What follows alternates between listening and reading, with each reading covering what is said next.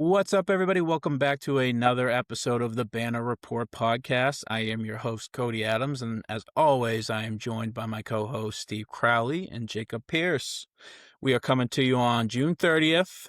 This will be the last episode you hear from us past the July 4th weekend up until next week. I didn't mean that to sound as finite and scary as it was. Don't worry, folks. Our dedicated listeners, we're not going anywhere as long as you're not. But anyways, guys, the NBA offseason off with a fucking rip-roaring start, if I may be quite frank. Pardon my French. Tonight's free Watch agency. this fucking language. Goddamn. Free agency opened up tonight at 6 p.m. Nothing big has happened yet, but there have been some rumors. LeBron James, famous, is the biggest news probably in free agency.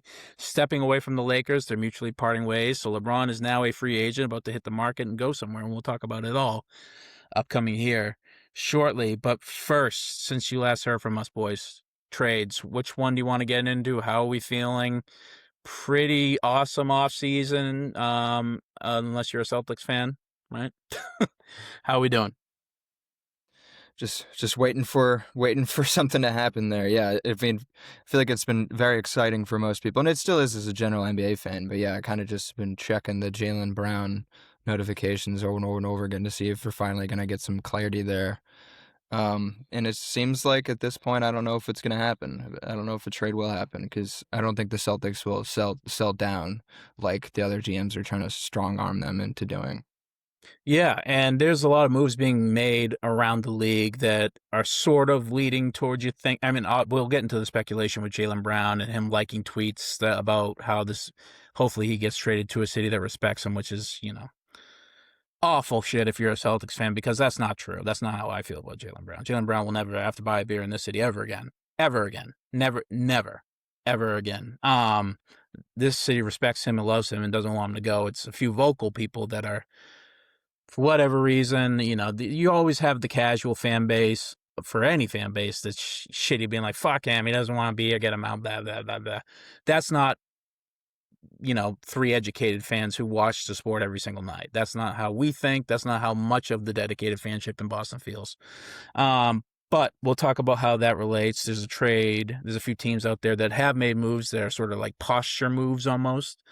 It does feel like if there is another major shoe to drop that's not free agency related, it would be Jaylen Brown being moved, because there's just a lot of smoke. There's rumor and speculation. But Steve, let's start it off. On the 25th, the Hornets made a big splash. They got off of Lamelo. They sent him to Minnesota with Josh Green, and the Hornets get back Naz Reid, an unprotected 2033 first-round pick, 3 first-round pick swaps, and 28, 29, and 30, 3 second-rounders, plus a reported $41 million trade exception. So quite the haul. Wow. Which side do you want to dive into first? The Hornets, what do you think about what they did? I mean, what a fucking haul for the Hornets. I mean, like, for a guy who's played more than 55 games, like, twice in his NBA career, that much back for him is unbelievable. I mean, like, that's just, you just set yourself up for the future, too. Like, you have a bunch of young players and you have draft picks to keep bolstering those young players or make moves with those draft picks to bring in veterans, like, the team is going to be a crazy athletic team. I mean, you got Green over there now. You got, Green went to Minnesota. But you got Naz Reid, who's basically going to run like a power forward point guard position, like coming off the bench. Like, they got off Miles Bridges, which is great. Well, they made 2 moves. We'll talk about the other one. But yeah, Miles Bridges no longer on the team, but he is an athletic power forward. But they do seem to have swapped one out for a better one in Nas. Anyhow, more reliable to be on the court, kind of one that doesn't get suspended for an entire year for off-court issues. Miles has been a very good player in this league. You know what you're saying? Bad vibe guy, 100%. I mean, you could be a good player on the team. You could be a good player, but if you get suspended for an entire year, you could be fucking LeBron James. But if you're sitting on the bench, you don't help us because you got suspended for a year because you couldn't keep your hands to yourself off the court. I hear you, but it's only happened once, and let's hope it stays that way.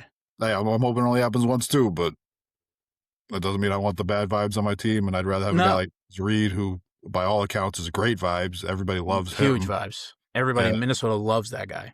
Plays almost every night. Like, he's a gamer. Like, I really like that trade. I mean, you're kind of advancing the development of Khan, which is interesting, because like now you got Kobe White and Khan. You know, you don't have as much of a creator for Khan. You're going to ask him to do a little bit more this year. Well, they re-up Kobe White. Yeah, but I mean, you lost Lamelo, who was your primary ball handler for a lot of the year, and like he doesn't play a lot of the year. He doesn't, but now he's not going to be there at all. So it's really going to be on Khan, which he had a poor showing in the playoffs, but he's a rookie, so you let that one slide. Like that happens sometimes, you know. Like, we've seen much better players than him have bad playoffs, like James Harden every year. Yeah, when they're 20, it's definitely, it's kind of like how we think about all the Spurs right now. Like, I figure they won't have the turnover issues that they would in the future. If they do, then that's a bigger concern. But yeah, I know those two trades really make sense together, because they kind of lost some shooting with Lamelo. I mean, Nas is a stretch 4, so they kind of are duplicative there with Miles. So it kind of makes sense to then trade Miles for some guard shooting. And Grayson Allen's, I mean, they got shooting back. It. Yeah. Royce O'Neal can shoot. Yeah. No, Grayson's fresh off his like best year, where he was kind of like relied on as like almost like a third option a lot of the time with that weird Suns team. Like, averaged 18 points a game last year. That's like really good for Grayson Allen. So if he can kind of just man that like that, and then just kind of fills the void that Lamelo was at the end of the year, which is like a great bench offensive creator. Like, that's Grayson can kind of help there now. You can mentor Khan a little bit too. They kind of have a similar game. You can show him the ropes a little bit too. You know, both Duke guys out there. Yeah, no, it seems like the Hornets definitely are now focusing on building around Khan and Miller specifically, and they didn't. And Lamelo's kind of hard to factor in that, probably, like, contract wise in the future. He is slightly older than the rest of the core, right? And he's also very much injury. Like, he has legitimate bad injuries. He has metal in his ankles and knees and shit. I'm sure. Like, I heard Simmons said that. I was like, oh shit, yeah, he's had like legitimately bad injuries. And it might. And they got a crap ton of picks.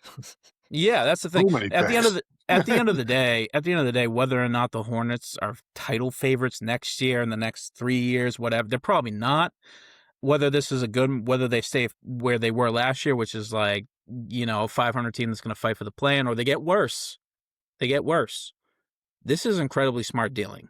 I mean, they're bolstering themselves for their future. That's really what they're doing. Like, if you look at the landscape of the NBA right now, like, you're not going to come out of the East probably. And even if by some miracle you do come out of the East, it's like you're going to face Denver, San Antonio, or Oklahoma City. And it's like, you know, you're probably not going to stack up with them either, even if everything goes perfectly the way you were constructed. So, I mean, they were the best team in basketball for the entire second half of last year. Like, they beat the Celtics, who were also cruising the entire second half of last year. Did we see what happened in the playoffs, though? Yeah, no, I don't disagree, Steve. You're right. I'm just saying, but they were on a trajectory to be legitimate playoff team in the East, I think. Now, I don't know what they're going to be. But I don't think it matters. As Simmons was saying, it's like, can you trust Lamelo for 4 playoff series? Like, can you trust him to be healthy? Can you trust him for making the right decisions on a night-to-night basis? And now they don't have to worry about it. But you know who does? Minnesota, which is like, wow. I mean, Minnesota, who has come up short in the last 2 or 3 playoffs, they haven't even made it out of the second round. Now they did take one off the Spurs this year, and then the injuries mounted up for them. Ant got hurt. You know, there was we talked about it a few episodes ago. There was a positive way to spend last season. But yeah, they've just been sort of middling. It's also really hard to spin it positively when you traded Cat for basically nothing. Watch the run that he had, like, and that definitely factors in here. Like, Zach Lowe was talking about the cascade of, like, you know, the overpaying for Gobert, missed drafts, who's the guy that Rod Dillingham pick? I almost call him Dillingham. Like this, and then the Cat trade, like, they all sort of just go the wrong way for them, and now they're at the point where it's like, it's at the point where coming up. Gambling on Lamelo is what the point that they're at right now, which is not a good point to be. But it's like, no, the real question for their franchise is, are we going to be able to keep Ant for the next 10 years? Yeah. I don't think And, so at this rate. no, And you're betting the it team all on is Lamelo. yeah, and it's so weird too because they had just sent away Julius Randle for no big like they traded they had like kind of a like a dupe like they had a lot of great offensive forwards last year, and they just dropped both of them with no real substitution. They just traded for a guard and a bunch of picks. I don't. Their team structure is a bit odd now. That's for sure. They just have But Jaden this isn't. McDaniels. They're gonna do something. They're gonna get somebody. This isn't. They're gonna have a different team on I mean, opening can night. they? Like, how much money I'm do they sure. have? Because Lamelo's on a max, Ant's on a max, and Gobert is being paid close to a max. It's like, how much money do you have to really work with to add somebody else to that team? How about a starting power forward? Because now you don't have one. Yeah, No, I agree. I agree that they need things, but like, how are you going to make that? How are you going to get a starting power forward when you're already capped out at almost I don't completely? know. I don't know where they're at compared to the apron. Like, I can't say I'm not. Yeah, like I don't know what the fucking numbers are, but like they have to be close. Like I don't know what. yeah. You're not going to get a starting caliber power forward. I don't think with the money that you have right now. Well, I mean, there is a big wing out there who can kind of play a power forward who just hit the free agency market that is looking to go play meaningful basketball. At the very least, the Timberwolves have been playing meaningful basketball every single year. Could you maybe talk LeBron into taking a haircut? Oh, that went completely sideways compared to what I thought you were going to talk about. I thought you were going to bring up Ben Simmons. Well, right, but can you piece together like 2 MLEs for a guy who puts up like, okay production and can play the 4 spot? Yeah. Like, can you find a Josh Minot? Can you find a Luka Garza? Can you find one of those guys? Just do what the Celtics have been doing with finding Kata. So, like, you know what I mean? Like, the Timberwolves have to get real smart right now. That's for sure. And they're in on what's his name, Behringer? Yeah, the guy they drafted in the first round. Like, I don't remember seeing him play. They still have oh Jesus, what's his name? Power forward, really good defender. McDaniels. Yeah, that's exactly right. They still have him. His offense is very trick or treat, but he shot the ball pretty well last year overall, and he's elite defense. So maybe you give him an elevated role in the crunch. I don't know. But still, that's not even the issue with the move is Lamelo. Like that's tough. I'm looking at it right now on Sport Track according to Keith Smith, just updated today on June 30th. There's only 4 second apron teams who have no signing exceptions. Veteran minimum contracts only is all they can offer, and that's Denver, Minnesota, New York. And one of these teams is not like the other. Let's put it that way. That's tough. So they'd have to trade. They'd kind of have to trade again. I don't know what they'd trade. They just kind of give up. I don't know. You have to like dump you have to like salary dump basically. There's not a lot of teams left that you can even salary dump too. It would have to be like you'd have to make.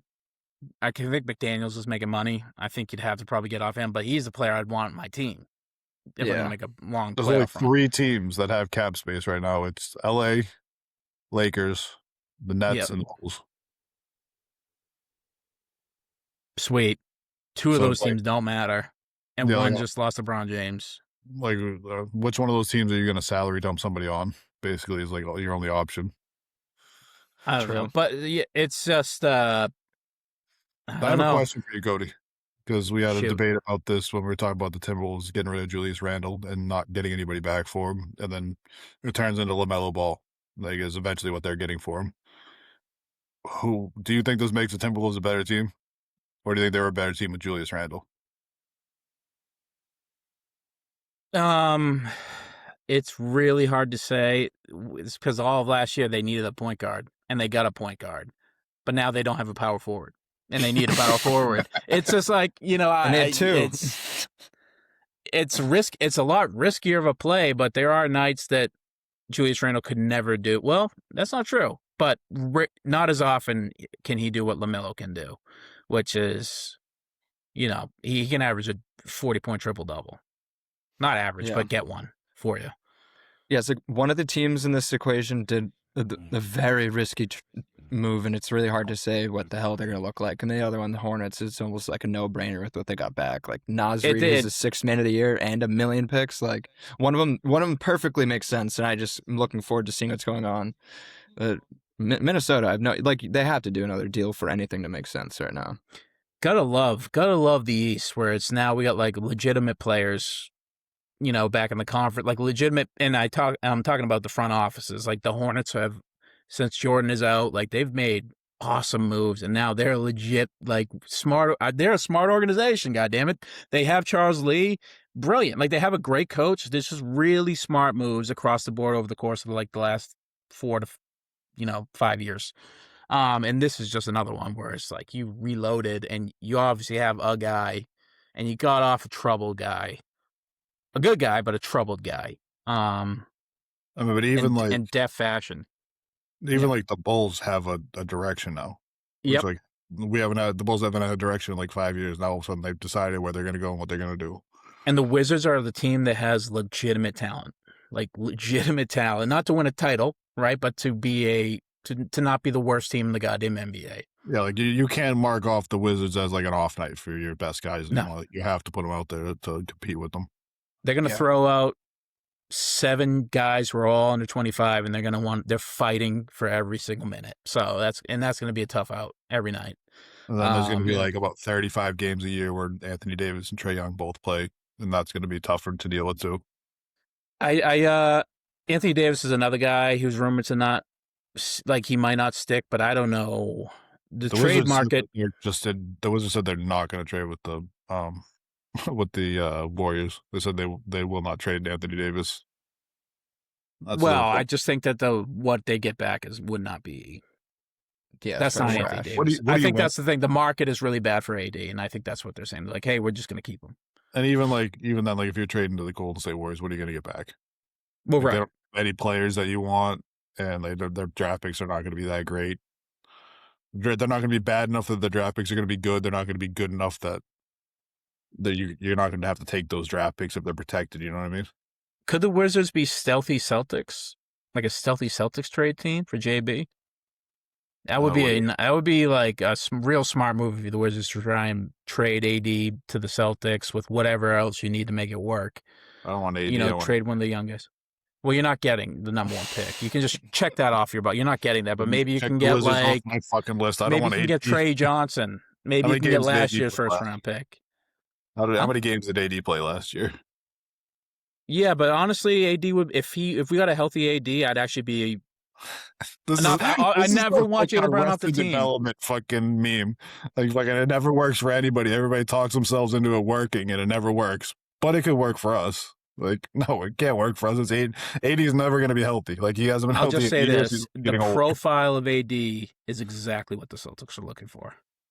Yeah, the profile of AD is what every team is looking for. A healthy AD is like one of the best players in the league, but the healthy AD hasn't existed since the New Orleans Pelicans days. Well, that's why if you were the Celtics in that trade, you'd want like you'd want like Keyshawn George, Keyshawn, however you want to say it, Trey Johnson. You'd want one like somebody. You'd want like 2 young guys in case AD doesn't pan. It's just interesting to think about. I think if if you're the Celtics and this is how it is with Jaylen Brown wants out, which it is certainly trending that way, or at least looks that way. And you have to make a trade. Your max value is going to come from a team like the Wizards or the Trailblazers. I saw something today that was like Jalen is willing to stay, but is going to need some hard conversations. Like, yeah, I mean that's a given. I was like, yeah, they're gonna have to talk if he's going to stay. It's like, oh yeah, I hope they get like an expensive ass dinner somewhere in Boston and talk this through. That's what Simmons said. Like, this can be solved in a 6-minute conversation at dinner at like Il Molino or whatever the fuck Boston restaurant. And he said, but he's fucking there at the top of the fucking prude. Like, hey, see this whole fucking city? They all fucking love you, dude. Like, yeah, but it's not even. It's just like, I don't know. We talked about it ad nauseum, but we might as well get into it now. Jaylen Brown liking tweets, talking about being out. If he wants out, then there's not much Brad Stevens can do, but I'll try and maximize his value. But like I said before, it makes sense for both parties to stay together. More than it doesn't. Because like any other trade, if you're the Celtics, it's going to take a lot of talking the fan base into to get behind any move you can make now that's not Giannis. Once Giannis was on the table, any other trade you're going to get is going to be like, well, why didn't we just do this for Giannis? Yeah. But did you see the Jalen Duren thing? Duren talking about going into the season to sign and trade? Yeah, Jalen reportedly wants to play for the Boston Celtics. Yeah, I mean, cool, but I'm not trading Jaylen Brown unless like It's gonna have to be. It'd have to be more for sure than just well, him. hold on. Let's flesh out a trade here for the Pistons. Jalen Duren and who coming back? Obviously, there's going to be picks coming back. Asor. The thing about like I don't. I think Nah, see, if I'm the Pistons, I want Asar. I want him. I'd get rid of Oh my Bob God, the Carrington. tall lanky. Huh? No, Bub Carrington's on the Wizards. No, I got that one fucked up. That would be the guy I'd want him from the Wizards. But no, it's oh Jesus, he's They already lost kind beef. of. It's Jesus. He's a tall like guard who plays really good defense. Can't really shoot the ball that well, but he was taken in the first round like 2 years ago. Sounds like Asar Thompson to me. No, they're not. If I'm the Pistons, I don't want to trade Asar. I know, but I'm just saying that the guy you just described sounds just like fucking Asar Thompson. It's not Rob Dillingham. Jesus Christ. Why do I'm stuck on that Rob Dillingham name. He's Holland? Stinks. Yeah, Ron Holland. I mean, who's like you're not going to get the these, scoring, but you're going to get the defense back. But the thing with these picks is like, how good are these picks going to be? Like if I'm getting the picks from the Pistons that now have Cade Cunningham and Jaylen Brown, like Jaylen Brown just carried a team to a 2 seed last year. Now he's got Cade Cunningham playing with him. Like these picks are going to be like end of first round picks. They're not going to be good picks. Well, listen, if Detroit has else's picks with the new CBA in place, and I'm sure they do, or maybe I'm sure they do. They didn't move any of their treasure chests at the deadline, which sort of came back to bite them this year. Anyhow, if you are like if you can sort of gamble on a team missing the playoffs, that end of lottery pick is a lot more valuable than it used to be because now the odds are flattened. Yeah, that's true. But like for them to miss the playoffs, like you would need Cade and Jalen to get hurt because the East is pretty good, Steve. I mean, Cade last year had them as the 1 seed. I know. And now you got Jaylen Brown, by the way. And now you got Jaylen Brown playing with him. So like you think that like they would both have to get hurt for them to be a play-in team or miss the playoffs. But it could be a situation where it's like Miami and that's just what the only way I do it if I'm the Celtics, for those picks to be of any value like you're talking about, I need more than just Jalen Duren. I need to take some of your bench because I need you to kind of suck. Or I need you. It's sort of like how the Miami Heat bet everything to get Giannis, which, obviously on paper, that's like you do that 10 times out of 10, right? But like they gave up a lot of their bench. They don't have any scoring now for a guy who has played less than 82 games, less than 70 games, every year the past 4 years or some shit like that. Like, not a healthy star. And you bet on that. And at the end of the day, by attrition, they're not going to be that competitive because the East is now a lot more competitive. Mm-hmm. Yeah, the Pacers are a thing again. Yeah. When we got teams like the Wizards who are going to fight new team. And by the way, the Pacers just took last year off. We're right, and now they're going to be injuries to the Pacers. I mean, fucking not even just Halliburton, but like Obi Toppin missed like 3/4 of the year, and Neesmith missed a bunch of the year too. Like they couldn't never get healthy all year. Yeah, yeah. They're going to be a top 4 seed, I imagine. I don't know. Maybe not. Maybe not. We'll see. The Wizards, who have no incentive to tank now, are going to, and have a legit roster, are going to be out there. And the Hornets are always going to be competitive. Like, who's the worst team in the East? It's the Nets, right? Yeah. Yeah, that's by a long shot. They have about 1,000 guards and no centers. And they have nothing to offer in any trade. Like, Julius Randle's going to be playing center for them this year. The Bucks are going to be pretty rough this year. The Bucks are going to be terrible, I think. I mean, you got Tyler Herro running the show over there now. Yeah, but presumably they're going to spend some money. I don't know. Maybe not. Maybe not. They have no incentive to tank. They don't even have their pick, right? Like, I mean, how much money do they even have to spend? Well, a lot more now. all they can have is mid-level exceptions. That's the only thing that they can get. Yeah, there's a 41-year-old forward out there. Who's not taking a mid-level exception. No, none of these guys. No, well, LeBron's never taking a pay cut. He shouldn't have to. Also, based off of this, like whoever has cap space, there's only 3 teams that have cap space.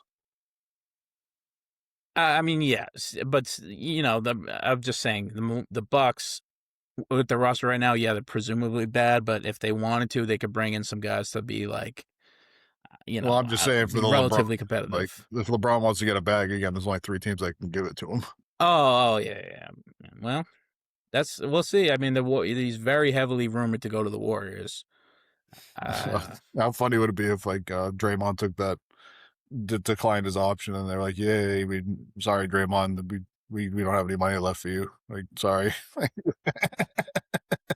See, I think Draymond would take the pay cut. Maybe not. Yeah, he loves fucking LeBron. He glazes LeBron. I know. Like fucking nobody's business. I know they all love LeBron. They're like legitimately good. All of them are buddies. But like, Draymond has not made nearly as much money as LeBron. If anybody should take the pay cut, it's LeBron. LeBron's set for 4 generations. Draymond is like, I mean, he got that big extension a few years ago that was north of $100 million. But I mean, he declined a $26 million option this year. Yeah, so this has to be like a handshake thing. This is a handshake thing, being like, "Hey, take a pay cut. We're bringing LeBron here, and we'll get you back in the relevant basketball." Because Kerr's coming back. Be the Unk show. And Jimmy's coming back. That's ever been unked. You got to figure that they're going to move Jimmy's contract to make room for LeBron. No, they said they're going to keep him. Really? Because they just re-signed Porzingis too. 2 years, $40 million for Kristaps Porzingis. Oldest team by far. There's no way any team can compete. Al with Horford. Yeah, exactly. Al Horford re-up too. Like, I don't think that they were prepared. No, did Al re-up? I thought he declined his option. I think he declined so that he could re-sign a different deal. I missed that. But circling, I guess. So you really think that if the Celtics offered Jaylen Brown for AJ Debance straight up, you think that the Wizards say no? Yeah. Whether it's a smart move, I don't know. I mean, but yeah, I think they say yeah. That's a big bird in the hand versus 2 in the bush kind of situation right there. Like, I know I'm getting like an all NBA level player right now who's on a max contract. He's entering his prime too. Like, but you have no financial flexibility now. Yeah, but it's not like you're hog tying yourself to a guy who doesn't play. Like, this guy plays every game every year almost. So like, it's right. But as a team of Trae Young, Jaylen Brown, and Anthony Davis winning a championship. I mean, it's a team of Trae Young, Anthony Davis, and AJ Debance winning a championship. No, but when AJ Debance was ready to win a championship, neither of those guys would be on the team, I imagine. Or maybe he's that good. We don't know. AJ Debance is the big question mark, and that's why I would say no, because you know what Jaylen Brown is. You don't. They're thinking he's gonna be like a GOAT. At this point, you never know. And at the I'm sorry, Jacob, finish your point. I was gonna say maybe at the end of year 1 they'd have more of an idea, but at the moment the sky's the limit. Like, Steve, if they go in for Jaylen Brown and AJ Debance, and within 5 years, they will be right back in the same exact spot with the number 1 pick, coming off of a year where they were the worst team and everybody shit on them. Because Anthony Davis is going to be, 39, 38 at the end of that? He won't be in the league in 5 years. Right, and Trae Young, who's a small guard, is like, he's, his time could wear out quickly in Washington. And in 5 years, they'll have AJ Debance, who most likely will be awesome if they just keep the move. Yeah, I can see that. I was just thinking for like a win now move. I mean, Trae, AD, and JB, like that might not win you a title, but that gets you a puncher's chance, though. Yeah, it gets you in the conversation, but I think everybody would be like, "There's no way this team lasts 4 playoff series on top of 82 games." But speaking of Jaylen Brown and a team that's really the heat's there, Portland makes a splash. Memphis trades away Ja Morant to Portland, and in return they get Jerami Grant and Chris Murray, plus $1 million in cash. $1 million in cash thing always makes me laugh. It's like, did you need the money? Like, you couldn't figure out $1 million somewhere else? Like, I don't. Well, this is probably like one of Ja's latest finds. They're just like, here's this tab. This covers his first couple fines. Yeah. I feel like this sign, like, for what freaking the Grizzlies got is I think it's a no-brainer for the Blazers. If they're gonna, they kind of have to shift some things to make it make sense. But like I don't think Grant was really that much part of the future anyway. So it's like his and that's contract really sucks too. Yeah, so it's like it's kind of a no-brainer for them. I don't know what the Grizzlies are really thinking. I thought they could get a little more than that, like at least some future type bass. I thought they got too much for it, honestly. No, they got way too little. I mean, John Morant played 20 games last year. I get it, but he's 26 years old, and you got to really compare like, the Lamelo thing. Like they didn't even get half of what they got for Lamelo, who was not the same like fine issues, but same injury literally issues. look at it, same draft, Steve. Like these guys are very comparable. Like one can shoot a lot injury better. Prone, but Lamelo still plays more games than John Morant, even as injury prone as he is. Yes, and also LaMelo, but you're hoping that John Morant is maturing. You know? I mean, he's 8 years into the league. Do you think that he's going to mature any more than he is now? Like he's on year 8. Like, do you think they're going to like get in his ear and he's going to learn something? Like, no, he's not going to learn anything.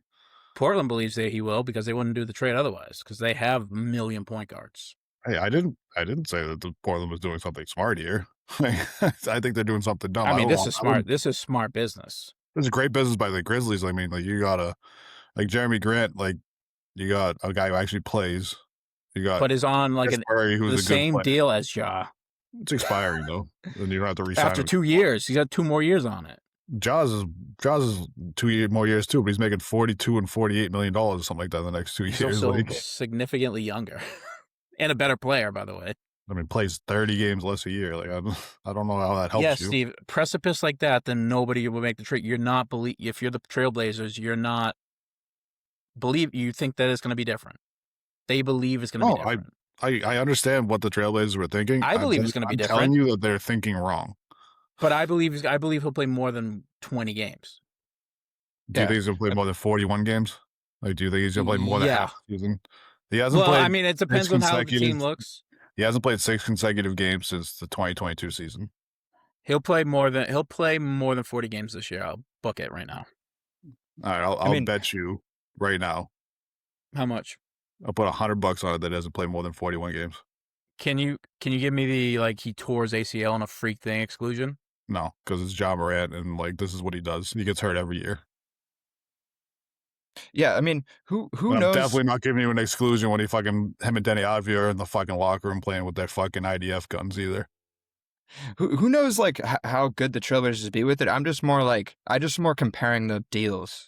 Like the Lamelo, what they got for Lamelo versus what they got for Ja. For sure. But I just think Lamelo. They sold Solo.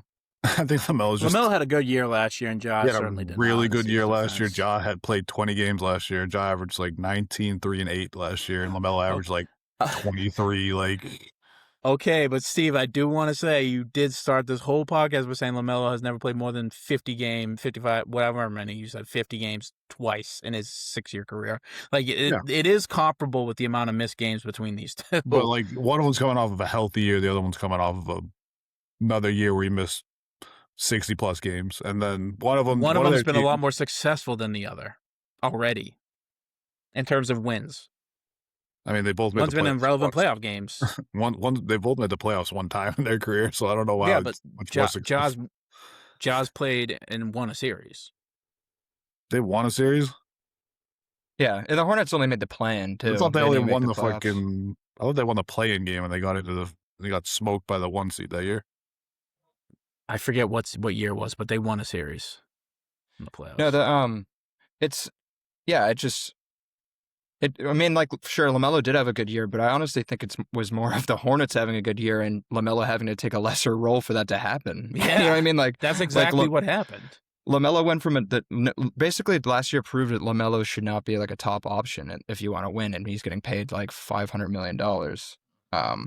So it's, I mean, both are really unsure. I was just shocked that they got the farm for LaMelo and then literally chips for Ja. Just bad business by the Grizzlies the past few years. They should have sold him if they were going to sell him earlier. In 21-22, the Grizzlies 4-2 the Timberwolves.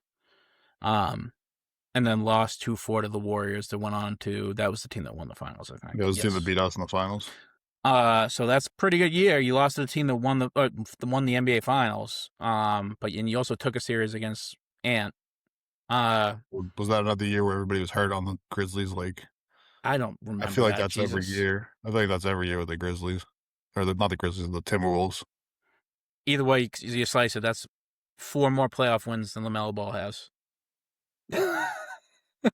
I can't argue with that, but clearly, as the number 1 guy too, by the way. Clearly, if everybody thought the job was as good as Lamelo, then they would have got more. Like, they would have waited and got more, but clearly this was their best option. So I think that Memphis was just, it almost seems they were better options. They just wanted to get off. Well, no, I think they just want to get off because they could have taken a thing where it's like a million picks. Get off of Ja. Get off of Ja. And now they have a guy in Boozer. Yeah, it's I don't know. Like one pick. My thing is, like, if they're comparable players, they would have had comparable offers, and we wouldn't be looking at this like, why did they take this shit offer? Like, they would have had a better offer if there was one. They would have taken it.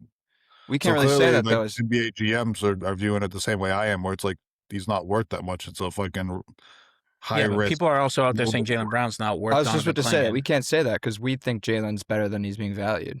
Yeah. Yeah, well, let's not act like that's not outlandish to say that he's the 7th best player on a fucking team when he's a Finals MVP and was a second-team All-NBA player this year. Like, let's not act like that's not outlandish to say. It's not outlandish to look at this trade for Ja and be like, oh, it's. No, but I'm just saying that.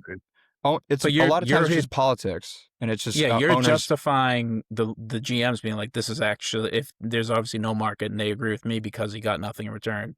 No, I think it's there's something going on behind the scenes there that we maybe don't understand.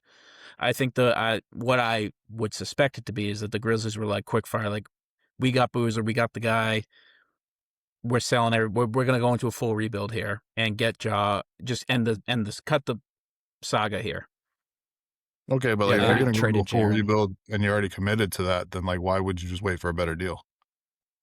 Like, if there was going to be a better deal out there, what's your rush now? Like, just sit him on the bench and wait till the start of the season when somebody's point guard gets hurt and get a better deal for it. Because if he doesn't play more than 40 games this year, they're not going to get a better deal than what they got. Then now it's like it's a really distressed asset if it hasn't already been. They weren't willing to take that time. They just want to roll it out and give Boozer the keys. Like, that's what it would appear to be to me. And there probably isn't a great market for Ja. You could have waited until the beginning of the season to trade him. You didn't have to trade him right now. You could have waited and got a better deal. Like, you guys are talking like there is a better deal out there for him based on what they got for Lamelo. Like, I'm sure if there was willing and dealing done and they dedicated a lot of time to it, they could have got a better deal than this. I think that I just don't think they wanted to. And they probably don't want the guy in the locker room anymore.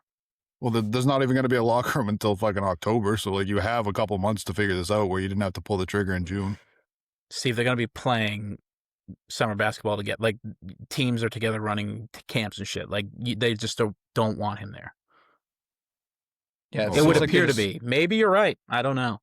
They just cut that whole team by this point. Like, they traded Jaren. They've cut Dylan. Like, they just kind of, I think they just wanted to Coach end is gone. Era. Yeah, and I think they took too long to trade Ja now, and it's they kept waiting for him maybe to raise his value, and he didn't. So this is me also giving the Grizzlies credit, and they're not a very well run organization. I mean, they said that fucking Dylan Brooks will be back under no circumstances, or whatever the wording was, and then you watch him just flourish in Phoenix, and Phoenix play well with him on the team. It's like, hey, maybe you could have used that fucking guy, but how many people couldn't have used Dylan Brooks last year? Yeah. So, I don't know. Maybe that's me just giving them more credit than they're due, but I don't know. I just don't see it with Ja. Like, the guy's a problem on the court. He's a problem off the court. Like, he clearly hasn't matured. They told him to stop shooting guns at people. He started throwing grenades, like, for celebrations. Like, he's not going to mature at this point. Like, he just is what he is. You can't say that. You don't know that. And I don't think LaMelo's that surefire of a non. I think he could get in trouble anytime, honestly. Yeah, we act like LaMelo's a saint off the floor.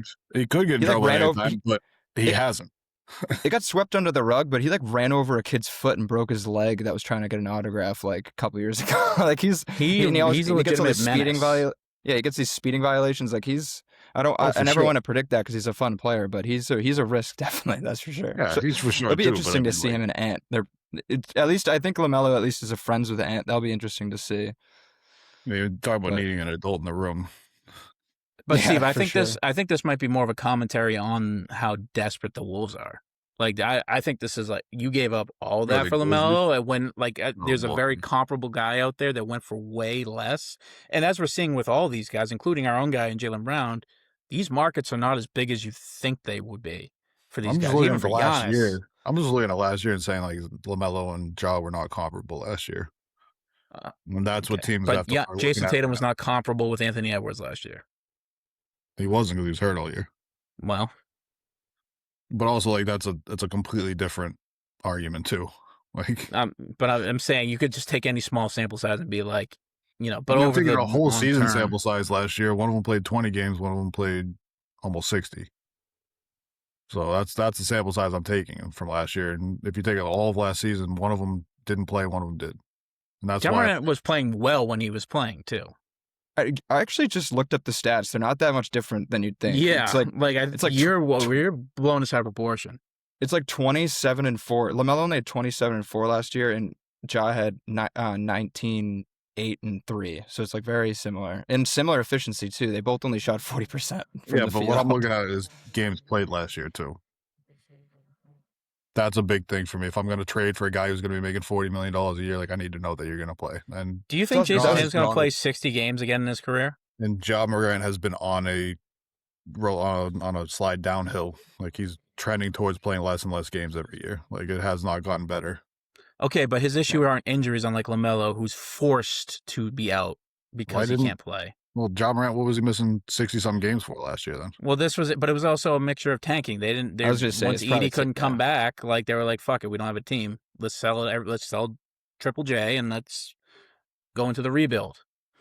Yeah, from what I remember, Ja didn't have like a major injury last year. I think they literally it was like it was just tanking shit. Yeah. So, but no, neither are good. Be that good next year, then take my bet. 41 games. He won't play more than 41 games next year. Nah, I don't do that. Because unless he develops a jump shot, then I think his injury chances are very high. And that's what GMs are looking at too. That's why he didn't get as much as LaMelo. I mean, LaMelo can't stay healthy, and he has a jump shot. I was going to say, LaMelo, he's gonna stay healthier if he has a jump shot than if he doesn't. Really, he was pretty healthy last year, I guess. But, like, other than that, what's been the excuse? He's always could shoot. Dude, leading up to last year, LaMelo had a season of 36 games and then 22 games and then 47. Like, last year just might be the outlier, too. Yeah. And the guy who has metal in his knees and ankles. I mean, what's Ja's numbers for the last 4 years? I mean, Ja's got metal in his fucking pocket, and that's why he can't play fucking games. Like, why do I want this fucking guy coming around? Like, he's got rocks on his head for sure. No, both of them are risky. It's just the difference of deals is the crazy part. Yeah. I just think the GMs are looking at him as just another fucking. He's going to be a headache in the locker room probably, and he's going to be like, there's a chance that he's going to go do something stupid off the court and get himself suspended, and I'm going to be paying him. So why does Portland do this? They made the playoffs last year. I mean, we just talked all last podcast about how stupid their fucking owner is, like, and how cheap he is. So I don't know why the fuck he did it either. So everybody's stupid and nobody knows what they're doing, Steve, or is there like some plans here? Like the top teams know what they're doing, like Sam Presti, Brad Stevens, the GM of the New York Knicks. The Trailblazers were a top team last year, just by the numbers. Yeah, and then what did they rehire their coach? Because they were such a good team? Like, is that a well-run organization that fires their coach that led them to the playoffs? Well, from the last year sample size, Steve, I would say they are now a well-run organization, in spite of going through multiple national media crises. They're doing worse and worse things every time we see them. Like, how can you say they're a well-run organization with what they've done this offseason? Well, I'm not. I said with what. Well, I don't know. I think that there was legitimate risk. There was like a risk analysis done with Ja. Ja is a hell of a player. He is better than both the players he went out for, and he's younger than both. And and they didn't sacrifice. He has his own matters. issues. Yeah. Well, I'm not saying that, like, hey, like, sure, I'm fine with you taking the risk on it. Like, go crazy, like, trade Jeremy Grant, like, because obviously they didn't want him around. Chris Murray's a young player. Like, you don't know what he's going to be anyways in a first-round pick. Okay, I'm fine with the risk analysis and the trade. I'm just saying that it was no first-round pick. I didn't see a pick. $1 million, right? It was something. Yeah, like no, that. they didn't move a pick. That's what's so crazy. That's fine. Like, hey, take the risk. I'm fine with that being the risk. But I'm just saying, like, it's not that crazy to think that LaMelo was going to get that much more. I mean, what they gave up was like No, 6 it's picks. wicked crazy to think LaMelo will get what he got. I mean, what LaMelo got was crazy. I'm not going to argue that, but to think that like LaMelo wasn't going to get like a decent amount more than Ja, like that's right, dude. It was like 4 or 5 picks and Naz Reid. It's crazy. Well, no, like I'm with you. More. Like 4 or 5 picks is crazy. Like if it was Naz Reid and like 2 or 3 picks, and who's the guy they got out of there too? They got the young kid out of there. Josh Green. He's not that young. He's terrible. But like, yeah, I'm fine with like that. If you got 3 picks, contract. Like 3 picks, Naz Reid for LaMelo, like I'm that's a good trade. Like the fact they threw in those 2 extra ones is great, but that's a good trade for the Hornets. It's not a good trade for the Timberwolves, as we just discussed. And sure. Also, you can't forget how the temporal aspect. The LaMelo trade happened on the 25th. 4 days later, the Morant trade happened. Like, do you think that there's a reality where there was the call, the Timberwolves took a call from both Memphis and they probably were comparing the deals, and they're like, fuck it, we're not going to get, the return is too high for Ja or rather than LaMelo. They're asking for something similar, and then the trade falls through, and they're like, fuck it, we need LaMelo. Let's send it all in. The guy played well last year. Let's hope the jump shot sticks. And, they chose one risk, and they went all in for it. But both guys are very risky. I just think LaMelo's a lot less risky, though, at this point in his career than Ja. That's just what I'm saying. We're just not going to agree. Oh, and I think he might be less risky, but not 4 picks less risky. Like not 4 picks less risky rounders. Is crazy, but like like I said, if it was LaMelo, if it was Naz and like 3 picks versus this Jeremy Grant and Chris Murray, like I wouldn't be surprised. Like that would have made sense to me still, because I think LaMelo is just less of a risk than Ja. The Trailblazers essentially gave up nothing to get Ja Morant. That's pretty good business. Dude, those picks, I'm just thinking about those Hornets picks that they just got too, dude. Like if the Timberwolves like kind of stink in like a few years, like we think they might, and like the Hornets might be a young ass good team, dude. They might be the next dynasty if the Timberwolves fall apart, because they have this team right now, and then they get like maybe like a 4 years in a row of a lottery pick. That's not like that has nothing to do with their success. Like that's while they're still good too. Like that might be insane. And they still have a young core to build around. It's just the Hornets come out of the smell like roses. It's really, like I said, a much more commentary on how desperate the Timberwolves were, because I just think they pushed way too many chips in on a huge risky player, more or less risky than Ja Morant, whatever. It's very risky. I think we all agreed that there's a ton of risk with him. It's really risky when you consider that they mortgaged the whole future. Yeah. They clearly didn't have to do that because of what Ja Morant went for. Yeah. Yeah, they could have just done Naz and like even 1 or 1 or 2 if you compare them. Like, because that's even Naz is way better than anything that the Grizzlies got back. You know what I mean? Like just Naz alone.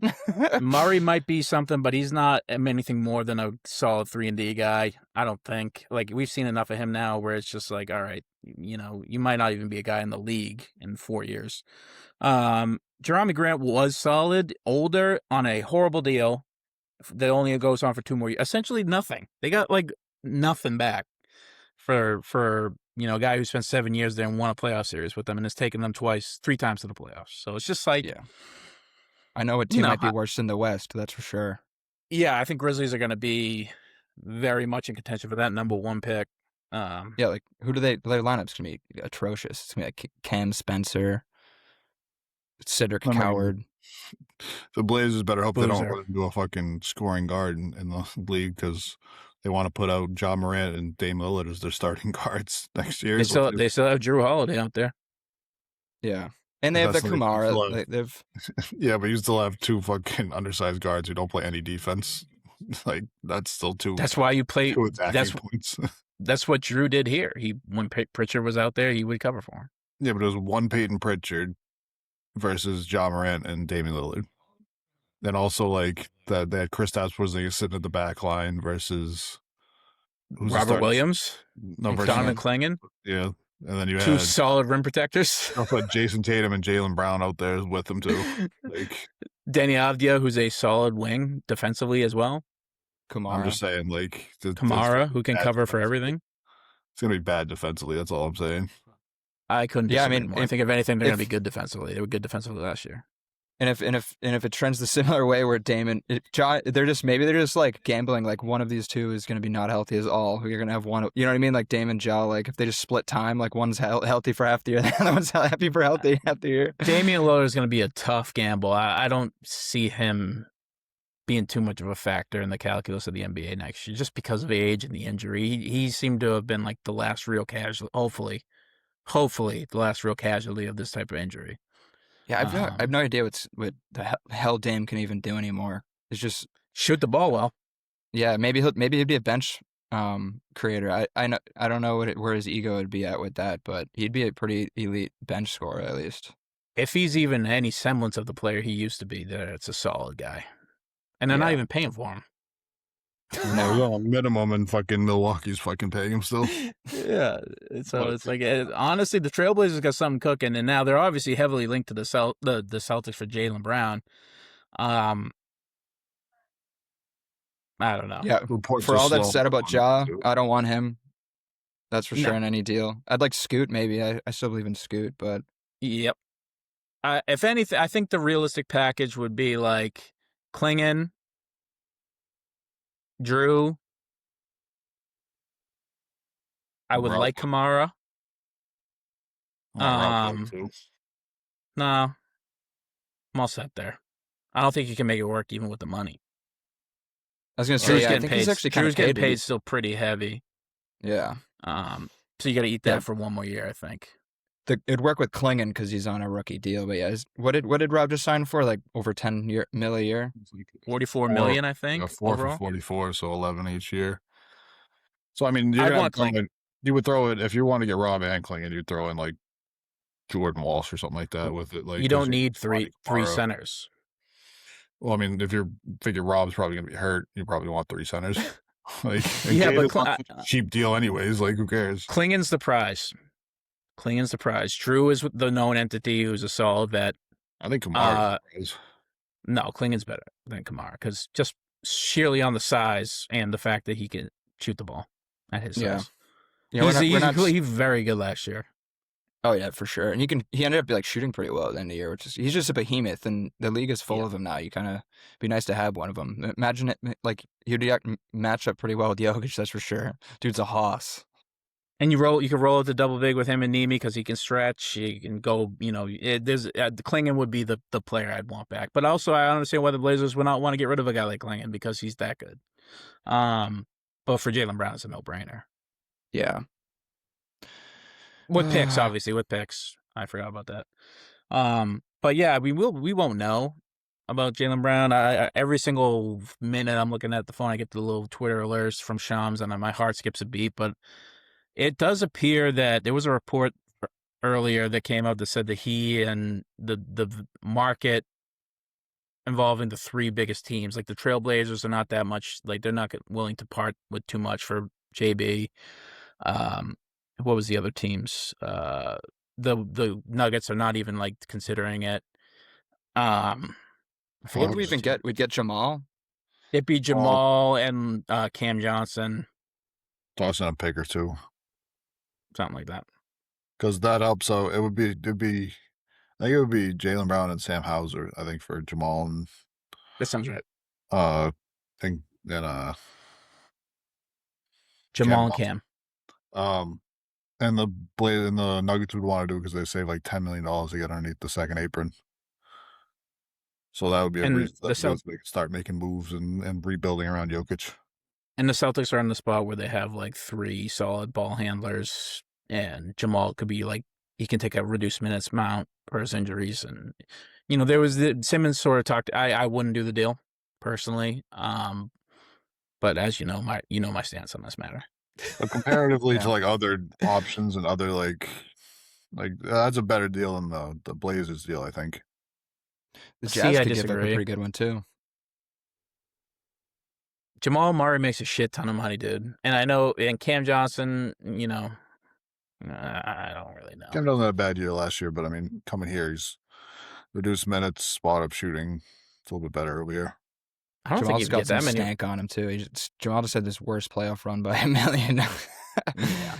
Shot like 20% in a playoff series. Obviously, that he's better. That seems like a huge outlier. He's usually a riser, but tough. He's one of the biggest. Yeah, but so is Jaylen Brown.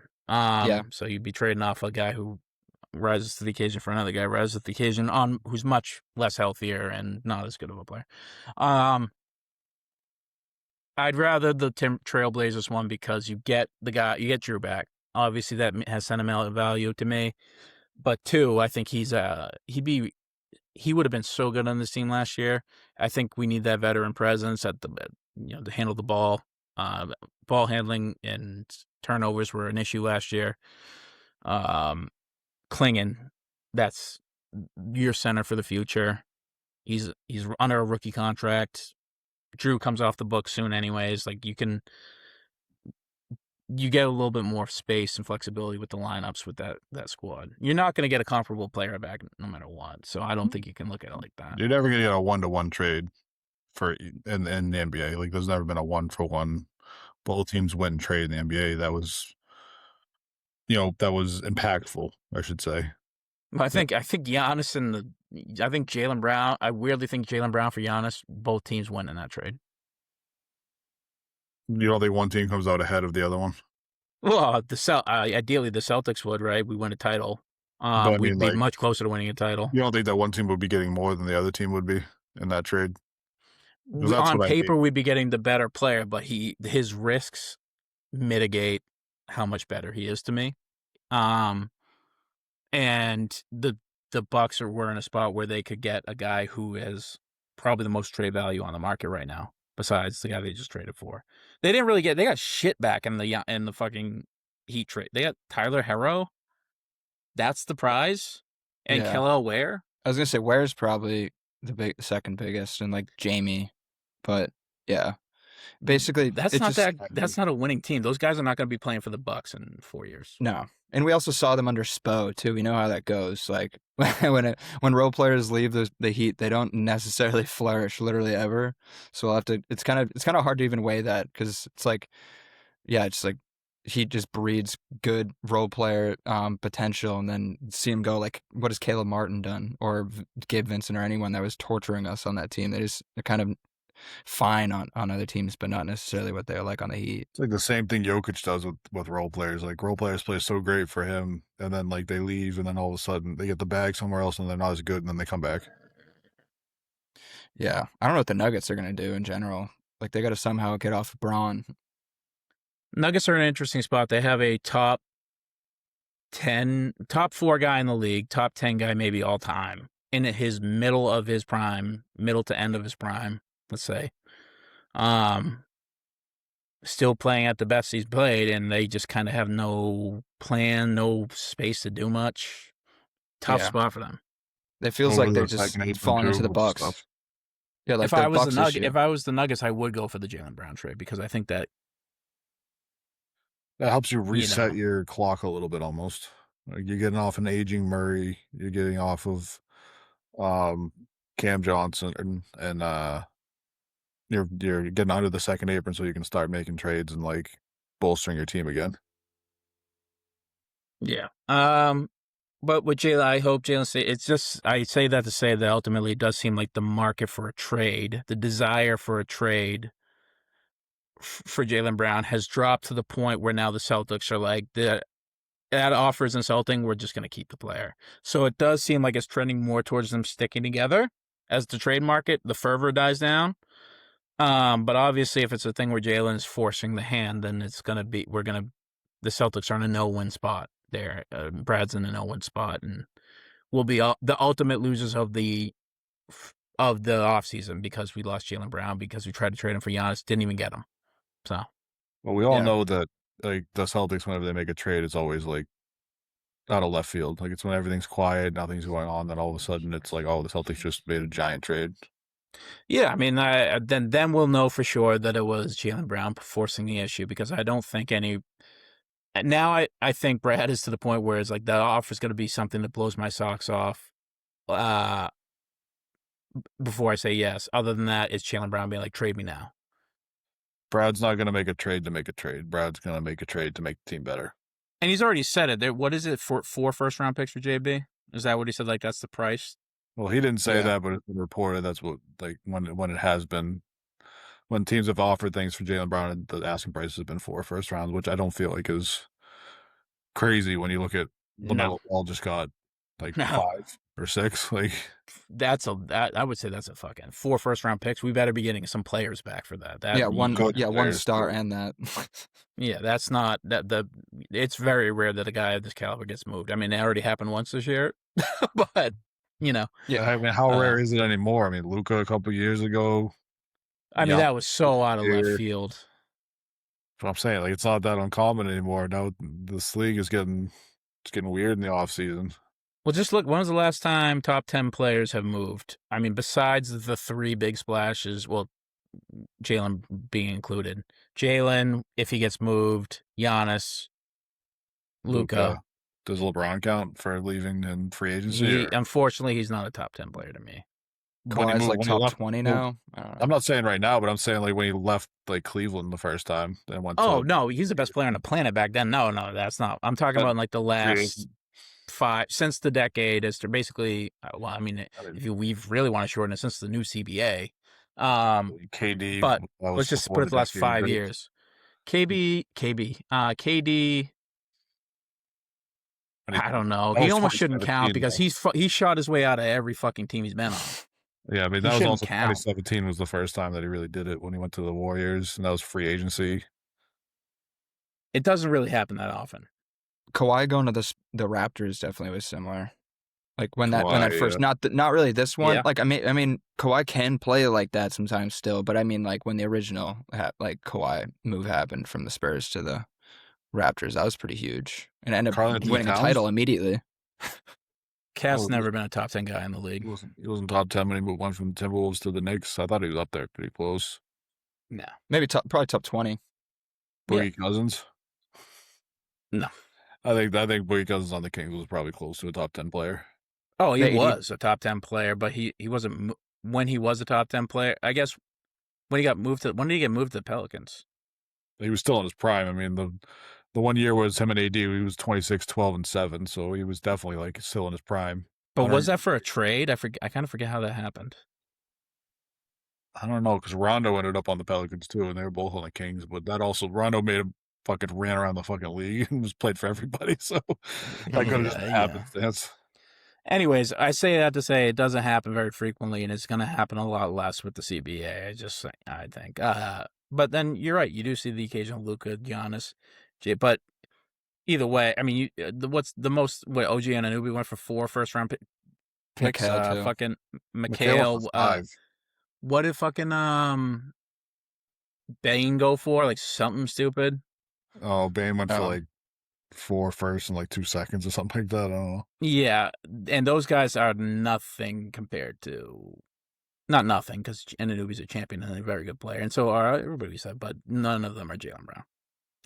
They're not Jaylen Brown. There's levels to it. Never will be. Never will be, Chief. You're not going to build the boat out of OG Anunoby. You can build the boat out of Jaylen Brown.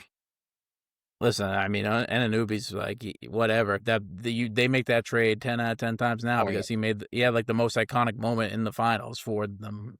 So. I mean, shit. If Jalen Brunson doesn't have a 45-point closer, I feel like OG had a good shot at winning that Finals MVP for how well he played. Oh yeah, well up until that game.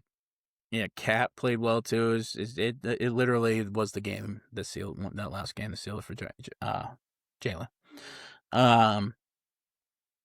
Yeah, I mean that's it. With Jaylen Brown, there's not really. Well, we don't know, folks. We don't know, and until it happens, we won't know. Let's just hope that it doesn't happen, right? We're all on board. No move, or are we? Okay. I mean, I don't want to move. I expect to move, but I don't want to move. Why do you expect it? I just think that at this point, like the toothpaste side of the tube at this point, like how are you going to get it back in? Like I want them to figure out things with JB, but like you said, like he's liking tweets saying that he's not respected in the city. He liked a tweet like that. Like, well, it's a very important tweet that he liked. I know. Like it was a very pointed tweet. It wasn't like a random tweet that he liked. It wasn't a drill tweet over here that he liked. Like, I know. But it does, like really he's not an adult. He can't well, how come we can all put it in perspective, but he can't? Because it's not about us. But maybe he's looking at the offers that the other teams are giving though, and he's like, actually, they don't respect. No other team does respect me. You know what I mean? Like, kind of seriously. Like, if the Celtics are bad for offering him, or I feel like the other teams are just as bad for lowballing. Excuse me, Houston, you're out on the Jaylen Brown business. Your team was a fucking joke last year. Like you were a laughingstock at one point. Like you had major issues and you underperformed. Like how dare you say you're not in on Jaylen Brown when he would save your team, you fucking idiots. Yeah, imagine if they had him instead of KD, like with the vibes and just going forward. Like obviously, like who knows, like KD had pretty crazy stats, but like also just going forward with that core. Like what the hell are you talking about? They would be blessed by God to get like a Kevin Durant trade for Jaylen Brown. Like that would be a huge boon for them. I mean, You know, Trailblazers don't want him. I mean, the Trailblazers got to the playoffs and their biggest fucking thing they had a problem with was scoring. Like you don't want like really Donovan Clingan is going to be the holdup in this deal. Donovan, a second-year player. What are we talking about? There's some crazy fucking teams out there. Yeah, it's just so that's what I'm saying. Like, yeah, I don't know, man. I really have a hard time buying that he can't like see the forest through the trees here. Like, yeah, you shot me for Giannis. Okay, he's a better player than me. Yeah, I know he probably doesn't actually believe that, but he has to understand that Giannis is comparable. He's arguably the best power forward of all time. He's old, but he's 30. Like he's not that old. Like, yeah, it's there's levels to it. Like you got offered for an inner circle Hall of Famer. It's a little bit different. Yeah, and I get it. Like I know you did a lot for the team last year, and Jason is back. It literally has to be a calculus of, all right, you wanted to trade me. Let's just do it now. I've always wanted my own team. This ain't gonna be my team, so let me go elsewhere, and I want it done. Other than that, we've talked about it ad nauseum. Him going to play for the Pelicans and winning 40 games is not going to be better for him financially over a term of his career. It's not. It can't be fun either. It's not. I can't imagine it's that fun doing that.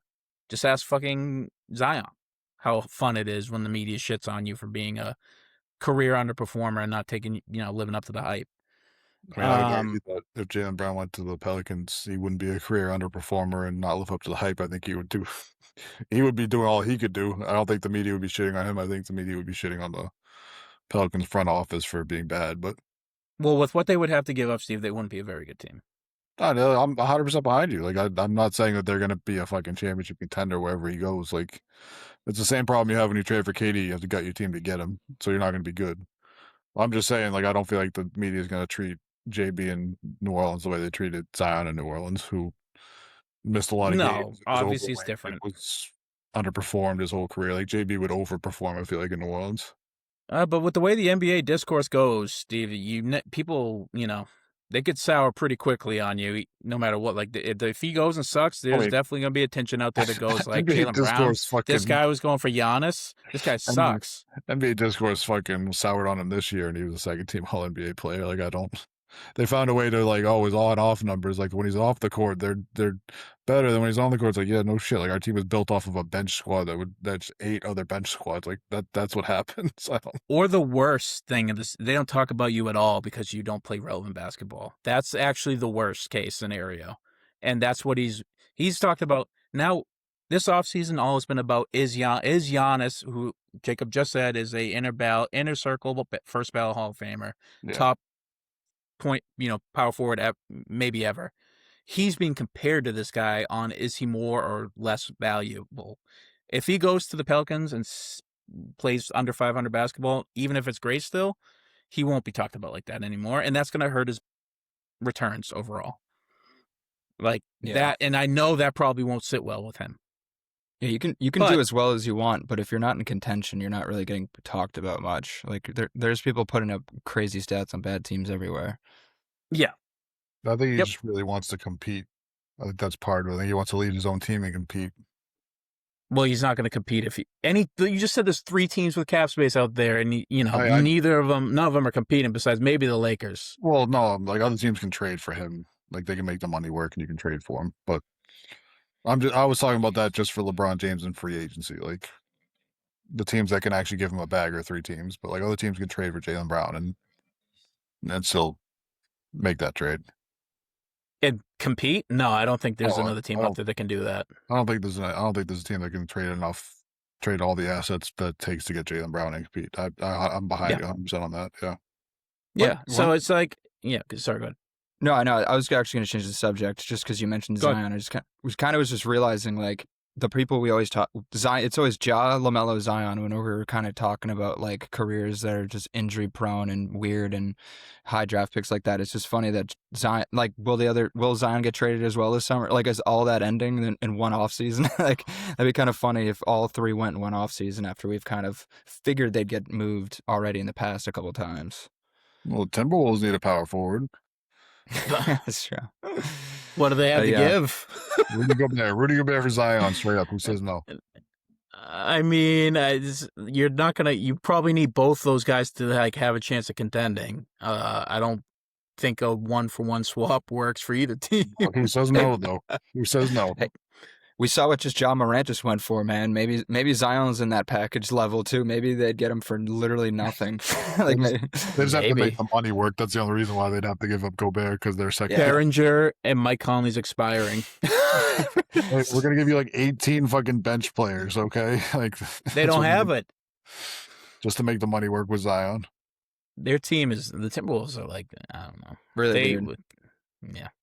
For them to work, for them to be like somewhat decent, Dante has to exist, and he's just like he's not gonna like play. He just had an awful injury at the same point as like Tatum did, and Tatum coming back was an absolute miracle. It's like that too is just really sucks for what the Timberwolves have going forward for them. Yeah, they might be like they're sneaky going for like worst run franchises / most snake bitten type shit. Yeah, everyone who leaves wins a championship. This catch rate, you got to wonder how much that catch rate is in people's heads. Did Josh Hart play the Timberwolves too? I don't think so, but that would fit my brain, but I don't think so. I don't think he made it there. No, I was more talking about Wiggins and Cat, but obviously a lot of people have left otherwise. Also, we talk about because Wiggins would be in that conversation for sure. Obviously, the first overall pick, and he had a middling career at best, but he won a championship, and he was very good in that. So he kind of killed that dragon, He was like an integral part to that championship. He played out of his mind against us, and then they wouldn't have won it without him. Then it struck fucking midnight after the fucking series was over, and he went back to being Andrew Wiggins again, which was very frustrating. Well, now good thing he's going to be contending with Giannis. That team. The Heat are such a weird team. Fucking gross offensively. Like, oh they my just God. They did just get Tim Hardaway, so that's at least good for shooting. Yeah, exactly. They're not going to be able to get Norm Powell back. Like he's going to go somewhere else or something like that. Yeah, I think so. I think they can't pay him anymore. He'd have to take like a big pay cut. I mean, shit, you just replace Norm Powell with Tim Hardaway Jr. It's like, I don't know how well that's going to work out for you, but nah, I don't know. One last trade to talk about. Kawhi Leonard returns to Toronto. Raptors get Kawhi. They trade to the Clippers. Brandon Ingram, Grady Dick, 2 first-round picks, 1 first-round pick swap, and 2 second-round picks. So pretty big haul in return for the Clippers. Clippers obviously going full tank mode. B.I.'s a good player. Maybe he gets. I don't know how long he's gonna stay there. But he makes his return to LA, albeit for the Clips.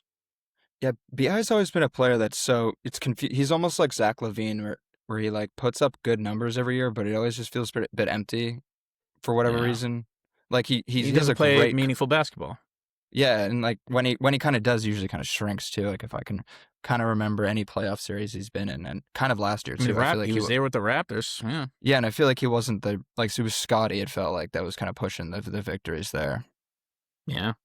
Their defense is crazy now because Scotty is an All-NBA defender now, and having Kawhi too. That's honestly, they'll be an annoying team to face. That's for sure going through this year.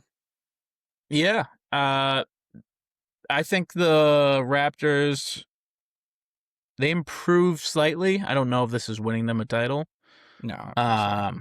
They really would need Scotty to take a major leap. And even then, I don't know what else they got there that can kind of RJ Barrett. It's a solid starting lineup at least. Yeah, they got Quickly, RJ, Kawhi, Scotty, and Jakob. Like it's not like you're saying. It's definitely not a championship, but they should make the playoffs. That's for sure. Again, And maybe that's all they want. And they gave the Cavs a good series. I mean, went 7 games, so you know maybe I think they got a good coach in Darko. I always feel weird talking about empty numbers though, because I mean, like you still got those points, and it's not really. Like, I feel like with Ingram, like he's never been on a team that was a competing team, and I don't feel like that's always his fault. Like I feel like what about this Raptors team? I mean, they were frisky in the middle of the year, but like, did they end up being a play-in team this year, or did they? No, they ended up giving the team that lost in the Eastern Conference Finals a 7-game series. Yeah, I mean and Ingram had a couple good games in there, but I mean he had a couple stinkers too. Obviously, he didn't show up for that, but I do feel like sometimes we throw around empty numbers a lot, and it's like somebody's got to get those points. Like I don't like if he's a good player. Yeah, like, is he a winning player? Like Boogie Cousins got that a lot. Like when he was in Sacramento, it's like, what do you want the guy to? Oh, he's got empty numbers. It's like, yeah, well, like the second best player is Willie Cauley-Stein. Like empty numbers. Like if he played for the Kings, you can't really blame Boogie for the failures of an organization. That's what I'm saying. It's like he's averaging like 28 and 12, and it's like, all right, like empty numbers. Like if he averages 12 and 10, then like that team's get blown out by 40 every night. Like I don't know. But also to be fair, but he has never averaged anything close to that. It's usually like 21 and like, you know what I mean? Yeah, it's usually like Boogie was an MVP candidate like multiple times. He's a fucking monster. And then you're looking at like Zach LaVine too. Like Zach LaVine's never played on a competing team. Like I can't blame him for scoring 30 a night, you know. But they're the max dudes that are supposed to differentiate that. They're the ones who are supposed to catapult into winning. You know what I mean? Like it's almost like, well, those two guys, they need the ball in their hands so much for them to be effective. So it's like they get the numbers, and then like Cody said, like is it going to actually make you win? Probably not. So they're kind of just like they just kind of feel like players that are like destined to just kind of be on middling teams forever, where like a system can't really go through them and be a championship threat ever. I mean, to be fair to them, there is a salary floor that they have to hit, so somebody's got to eat up that max contract, and I can't blame a guy for accepting $30 million.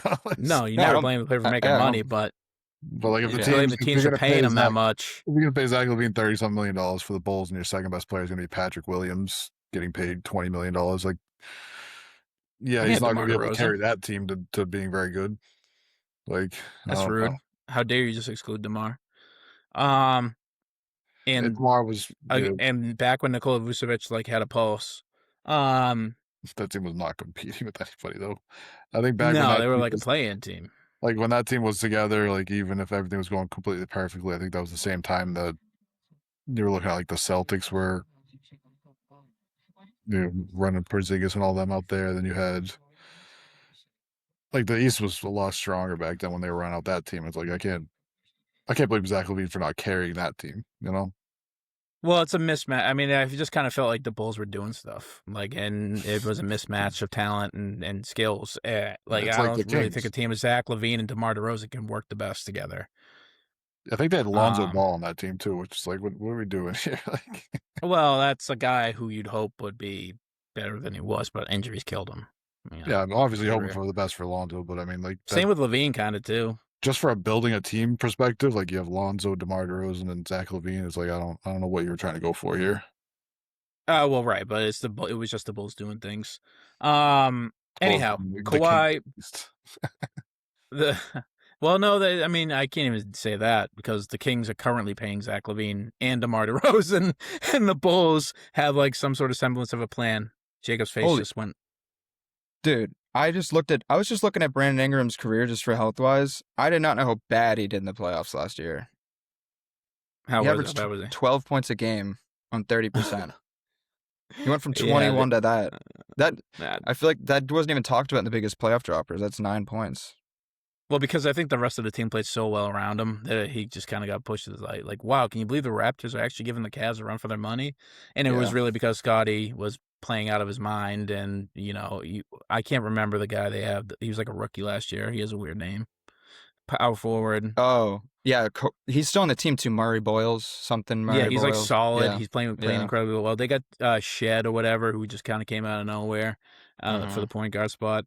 And Darko, like I said, is a really good coach. So I think he can scheme. Yeah, he's a really good coach and he's a player's coach. I like that. I mean, on his face, I do think the Raptors got better. This is also an interesting move for this reason. I read it on I forget the guy's name. Pablo Torre finds out. But the VP over there for Toronto, or one of the executives, he is the head president for the players. Or hold on, let me get this right. I'm sorry. Essentially, it's because he runs like the board of governors, who's going to essentially make a ruling on the aspiration stuff. So it really doesn't behoove the guy who's going to pass the sentence to suspend the player he just traded for that long. That seems like a conflict of interest. I feel like it does for sure. Dude, I don't know. there's there's probably fucking 100 plus executive C-suite guys in the NBA, and there's 200 players. There's all conflicts of interest everywhere, dude. 400 something. Dude, that aspiration is still so funny. Just like I don't think he deserves it because he's an all-time player, but he was the guy like every year that like old heads would be like, he gets paid this much and this is how much he plays, like, and then he's also circumventing it way more. Like, it's just kind of just hilarious. It's like they didn't even know about the secret 20 million he was getting, and they were already pissed at 40. Ballmer is like personally in the core flyings that are all coming out. He's like going at Pablo Torre, calling him gossip, whereas Pablo Torre might be the most reliable news source we've had since like the New York Times. It was dirty dealing. I can't help but respect Ballmer though. I mean, not with what you're talking about now, but I just mean even trying to do all that stuff. Like, talk about an owner trying to fucking win a championship. Like, you got to respect how hard he wants the Clippers to win. It just won't happen. But won't only pay anything for them to win. He'll also do anything for them to win. Which he'll put himself at risk for the Clippers. Can't imagine. Yeah, you kind of gotta love an owner like that. It will almost be like Chisholm. Top 3 owner. What could Chisholm do that would be similar? He would be like a tampering, being like, we're not trading Jaylen Brown. I don't care if he wants out. I'm gonna pay him X. I'm gonna make it worth his while to stay here. Type Basically. Shit. That's like Chisholm did that. He'd be in the Celtics Hall of Fame. Oh, yeah. One of the best owners ever. At bars, we'd be talking about him like so glowingly. We'd be like, our boy, he's doing all he can for us. So I get that if the LA Clippers had any fans, I imagine they'd be psyched about Ballmer like trying to bend the rules. Might not anymore though. Go to a brand new stadium, so you don't have to share a stadium with the Lakers. He's bending the rules to keep your best. It's the nicest stadium in the league. He's trying a lot with it too. So that like you can like keep your best players, you can compete every year. Like I don't think the prices are crazy at the fucking stadium either, though. I think that they're pretty reasonable comparatively to other stadiums, which is maybe unbelievable when fucking you just built a brand new stadium. You think the prices would be through the roof to catch up with the cost, but the guy's got more money than fucking God, so like he doesn't give a shit. He's like, I just want good sports in LA that aren't the Lakers. Yeah, from what I remember, I think he even had some sort of thing where if you like can prove you're a Clippers fan or you're a local, you get it cheaper. Like, he has like almost like hometown discounts, I think, for fans, and they'd pay less than visiting ones. Sorry to make the out of towners fucking pay more. I fucking love that. Like, create the most home fucking court advantage of all time. Yeah, basically, you gotta force it there, dude. I mean, it's LA. Like, people are just in LA to be in LA, and oh, cool, got your Clippers game tonight. It's like you kind of have to do that if you want to make it that much of a home court advantage. Like, nobody's like, Denver's great. I'm sure. Like, I've never been, but I'm sure Denver's great. But like, nobody's flying out to Denver and be like, hey, let's catch a fucking Nuggets game tonight. Like, they're like, oh, they're skiing or they're doing something else. Like, they don't just happen to be there when there's a Nuggets game. You know what I mean? No. Okay, so Kawhi to Toronto. Outgoing Raptors owner Larry Tenenbaum is chairman of the NBA's Board of Governors. Per Michael Grange on September 12, 2025, it will be Tenenbaum who will presumably have a voice in what, if any, sanctions are leveled against Ballmer and the Clippers. So this is interesting because he trades for Kawhi, the distressed asset. He might get suspended. He's going to have to, I'm assuming, make a ruling on that. But also, he gets to levy the fine that's going to hit Ballmer, which is probably going to involve picks, multiple picks here. So essentially, he could have got Kawhi for just BI and Grady Dick, which is like, oof, that's some shiesty stuff right there. Well, here's the other thing. Did he leverage Ballmer to make that trade and say, hey, we're not gonna fine you as bad? No, you just give us some extra picks. Like, hey, I want 2 more picks. Otherwise, we're just going to take them, and nobody's going to get them. I'll take. He 3. doesn't. You know what I mean? Like, all this is precipiced on the fact that he, even though he's leaving the Raptors, he still has some sort of vested interest in them being successful.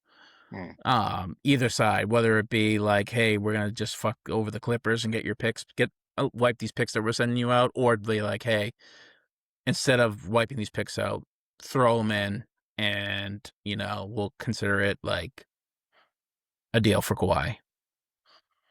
Either one is, presupposed by the fact that he has a vested interest, even though he's leaving the team. It's just an interesting little tidbit there about how the conflicts of interest, Steve, as you mentioned. But either way, Kawhi's going back to Toronto. Not a contender. No, not as currently built. They have a shot. They have a better shot now. Yeah, there's other moves to be made, though. We'll see. I mean, what else? LeBron to Toronto. Make it LeBronto again. Interesting. Very interesting. That's a good little. We'll have to see. I don't really see how the Warriors can afford LeBron, but I mean, he would be would he be the only player to ever win a championship in cities in multiple countries? Like, has anybody ever won a championship in Toronto and then gone somewhere else and won a championship? Yeah, Kawhi. Well, vice versa. Yeah, Kawhi too. Yeah, because he went from San Antonio to yeah. Bruce Brown. Prove me wrong. Patrick McCaw. Just think of anybody on the Raptors in 2019. Patrick McCaw went like three-peat, didn't he? Like, Danny Green. Go from fucking, didn't he go from like Toronto to fucking like Golden State Warriors. And won 2 in a row or something like that? Like, yeah, there's someone who just did. I forget his name. Something Jones. He's on the same track. He won with the Thunder last year, and he won with the Knicks this year. It's just like a deep role player. It's like that must be the life. You're just like somehow getting passed around to all the winning teams as like the 11th man. He was living the best life as fucking Jose. Oh, OG. Oh yeah. OG did one. Yeah, I remember seeing that. I was like, damn, OG's a 2-time champion. This is why I should think about things before I just say things. Hey, you tried, pal. Almost Pascal. True. One game away. Anyhow, free agency, Celtics. Amari Williams agrees to return on a new deal. Ron Harper signs a 3-year, $9 million deal. Amari's at 2-way too. It's not even a fully guaranteed, so you'd have to wait till the end of the year to see if they're going to guarantee it or not. Well, I mean, with the lack that. of center depth in the free agency, you might see some big Amari hours, depending on how the team looks. Well, I mean, he can't play in the playoffs on a 2-way. That's the problem. So you're just going to have to keep him on a 2-way all year. You can only play X amount of games with the big leagues. Right, but as currently stated for the Boston Celtics, who is your backup center? It's Amari Williams. Well, that's what I'm saying. Like, he can only play a certain amount of games for the Celtics. He can't play more than like 50 games for the Celtics, I think, in the entire year. They'll sign him.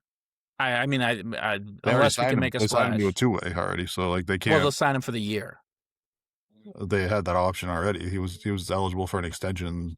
They declined it to sign him to a 2-way. So, do you think that this is indicative of the fact that they're probably going to bring in another center? And if so, who do you think? I think they're going to bring in another center. I don't know who it's going to be. I mean, they're going to have to. Like, you can't run out Nemi as your only center. Like, we tried to do that last year, but even with Garza and Vucevic coming off the bench, like, it wasn't great. So, yeah. I mean, at the end of the year, if the other center doesn't work out and Amari's playing good, then they can renegotiate, sign him to a full contract, and he can play in the postseason with us. But as of right now, he can only play 55 games during the regular season, and I think it's 55. I probably got the number off, but Ron Harper, 3 years, $9 million, small deal. I love that deal. Yeah, I like Ron. Good deal. Our boy, he showed promise last year. He kind of became a running joke at the end because he started in Game 7, but it wasn't his fault. Yeah, Josh Minot got a bag over there at with the Nets too. I love that. Really? How much? I think it was 3 years, $12 million, something like that. I think it wasn't very much more than Ron Harper, but it's a guaranteed 3-year contract. I was gonna say, yeah, anything. Honestly, for a guy who was like a G League player and was cut from other teams to get a full contract. Love that. Landry Shamet resigns 4 years for $24 million. I mean, Landry there's so many Shamet. re-signings. I mean, Jose Alvarado, he would fucking pay to play for the Knicks right now. He declined his $4.5 million option and re-signed for 3 years over $14 million. Yeah, love that. The Knicks declined to extend the qualifying offer to Ariel Hukporti. Andrew Wiggins signs a 3-year. DeAndre Jordan staying with the Pelicans, very important stuff. Huge. 19 years in the league. DeAndre Jordan, who I think the last time he played was against us and beat the brakes off of us. Well, I think he's like, and it was Doc who said this. DeAndre Jordan is like beloved in the NBA. Oh, everybody loves this guy. Like, every time you see him on the bench, he's always coaching up a young guy. He's always smiling. He's uplifting everybody around him. Like, he's a great all around guy. And that's feels smart for the Pelicans to have a young center. Have him learn from DeAndre, who's been around the corner and back. Wiggins, 3 years, $64 million. KP resigns 2 years, $40 million. Say Golden State, a lot of money. $20 million for. You want to talk about risks? A guy who doesn't play a lot of games. That's a big I one. love KP, but damn. That's why I don't understand what the Warriors are doing. Like, if you're trying to get LeBron James, like you're clogging up your books with KP right now. I don't. LeBron's gonna have to take like some sort of. Might be a sign and trade kind of thing, maybe. Maybe. Nurkic re-ups with Utah. They still have about $1 billion centers. I don't know how he's gonna fit into the rotation now that Wagner's back. Is that his name? Walker. No, that kind of makes me think they're gonna trade Walker. Yeah, Walker. He hasn't agreed to his extension yet, and I think that he's saying like, "Hey, you're not playing me. I want more money," and like he wants out. We could make him work for next year. He's only $14 million. Ace Bailey, Walker, and Isaiah Collier plus some picks for Jaylen Brown, who says no. Celtics. You think? It's a pretty good fucking deal, dude. I want a little more star power. Trade out Walker, Kessler. Lauri Markkanen? Yeah, trade out I was Walker, going to say Jaren. Lauri Markkanen. I feel like Jaren's just kind of repetitive of what Tatum does. They're about the same size. Jaren's better. No way. Yeah, if anything, Triple J's a fucking diet Tatum. Tatum gets triple rebounds. Yeah, I'm just saying, like, defensively, as switchability wise, and like, I feel like it's just kind of little same size guys out there. I think Triple J would be a perfect fit here. Actually, we'd put he could Tatum just be Al Horford floor. again. Yeah. Isaiah Hartenstein, 3 years, $75 million. Lou Dort, $17.7 million option gets exercised. They're rolling it back. Yeah, they're over the second apron, so here it comes. Like they're sending guys out for second round picks at this point just to shed salary. It's kind of fat for Hartenstein, right? It's $25 million a year for Hartenstein. Seems like a lot of money. What he was getting paid.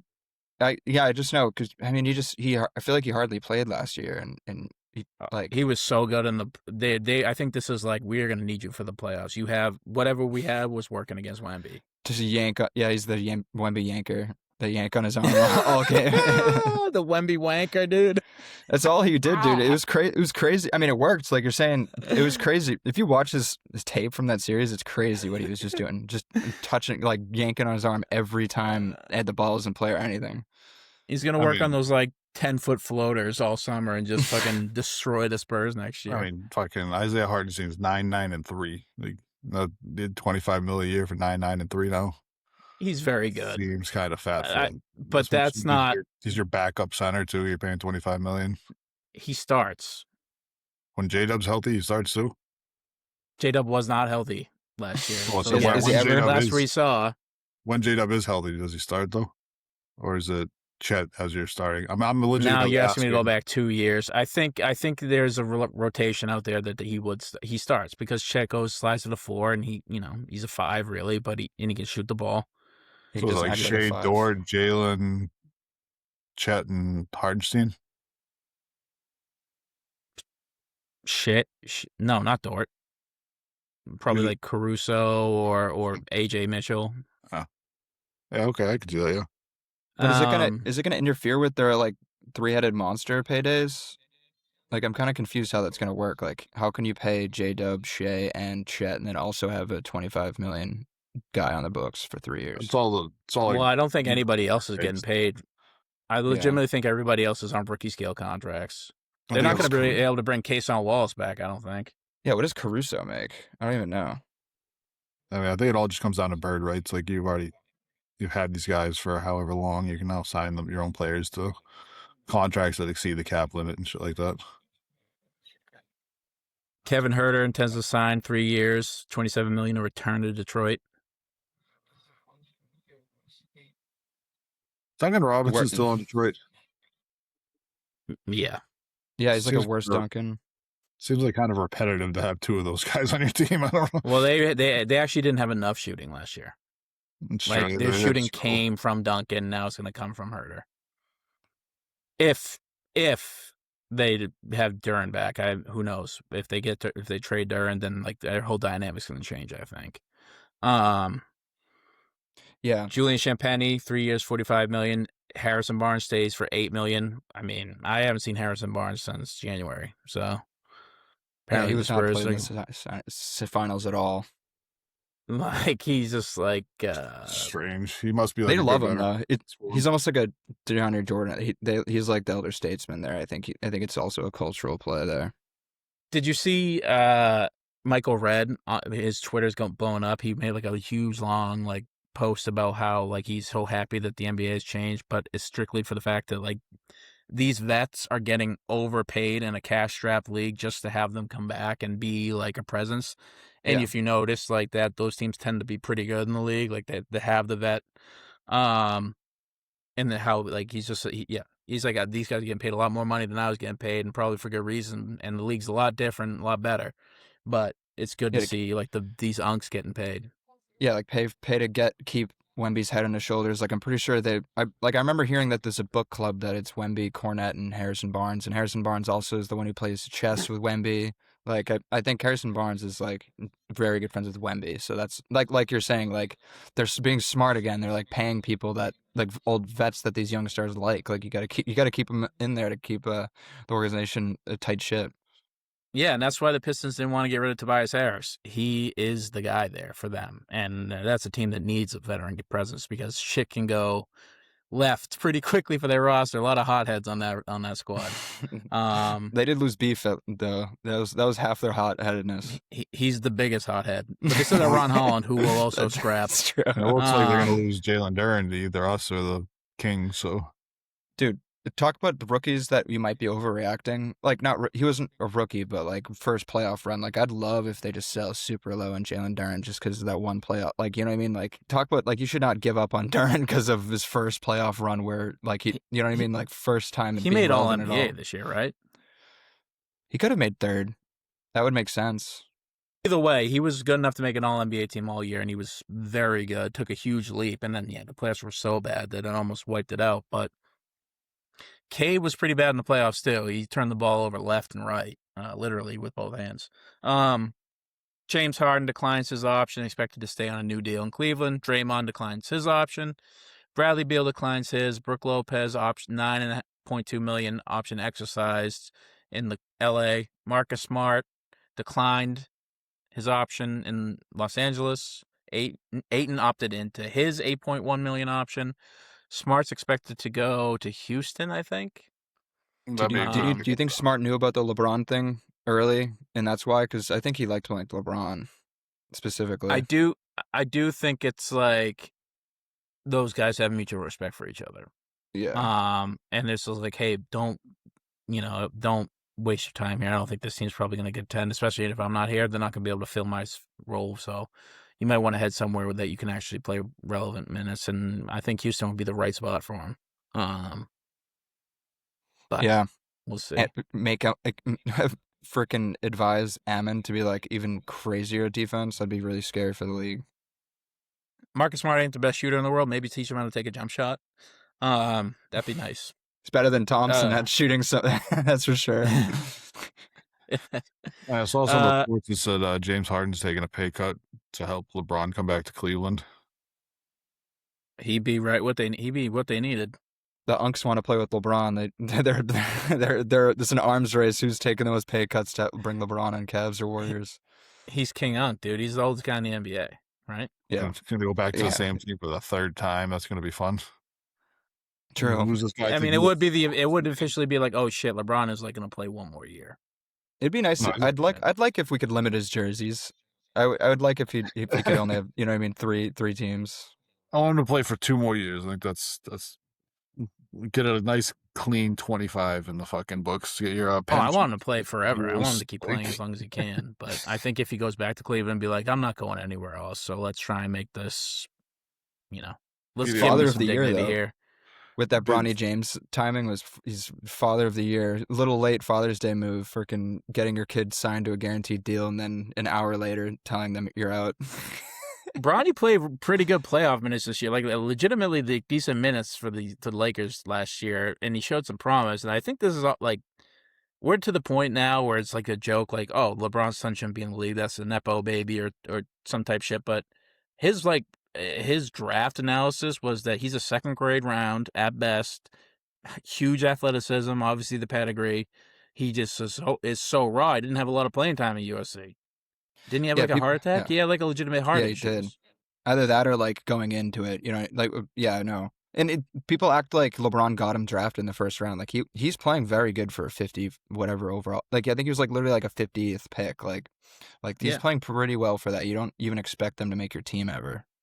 He's a raw prospect, and now he's getting to the point where he's being developed in a good system, in the Lakers system, and with a good coach. So I think that he's now becoming maybe a player in the league. And, I'm kind of getting glad because all those conversations are like massively tinged with like tongue-in-cheek racism.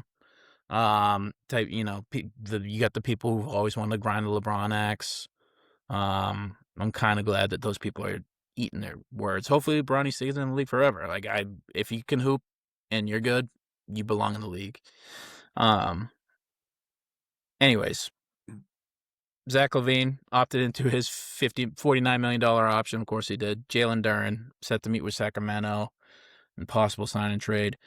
Crazy that that's happening. Why the hell the Pistons are that scared to pay him? No, I think he just is like, he wants almost a max, I feel like. Yeah. What'd I say? The Pistons are scared to pay him. I think the Pistons are scared to pay him that much. Like, off of what just happened in the playoffs, like, I think the Pistons are scared to pay him that much.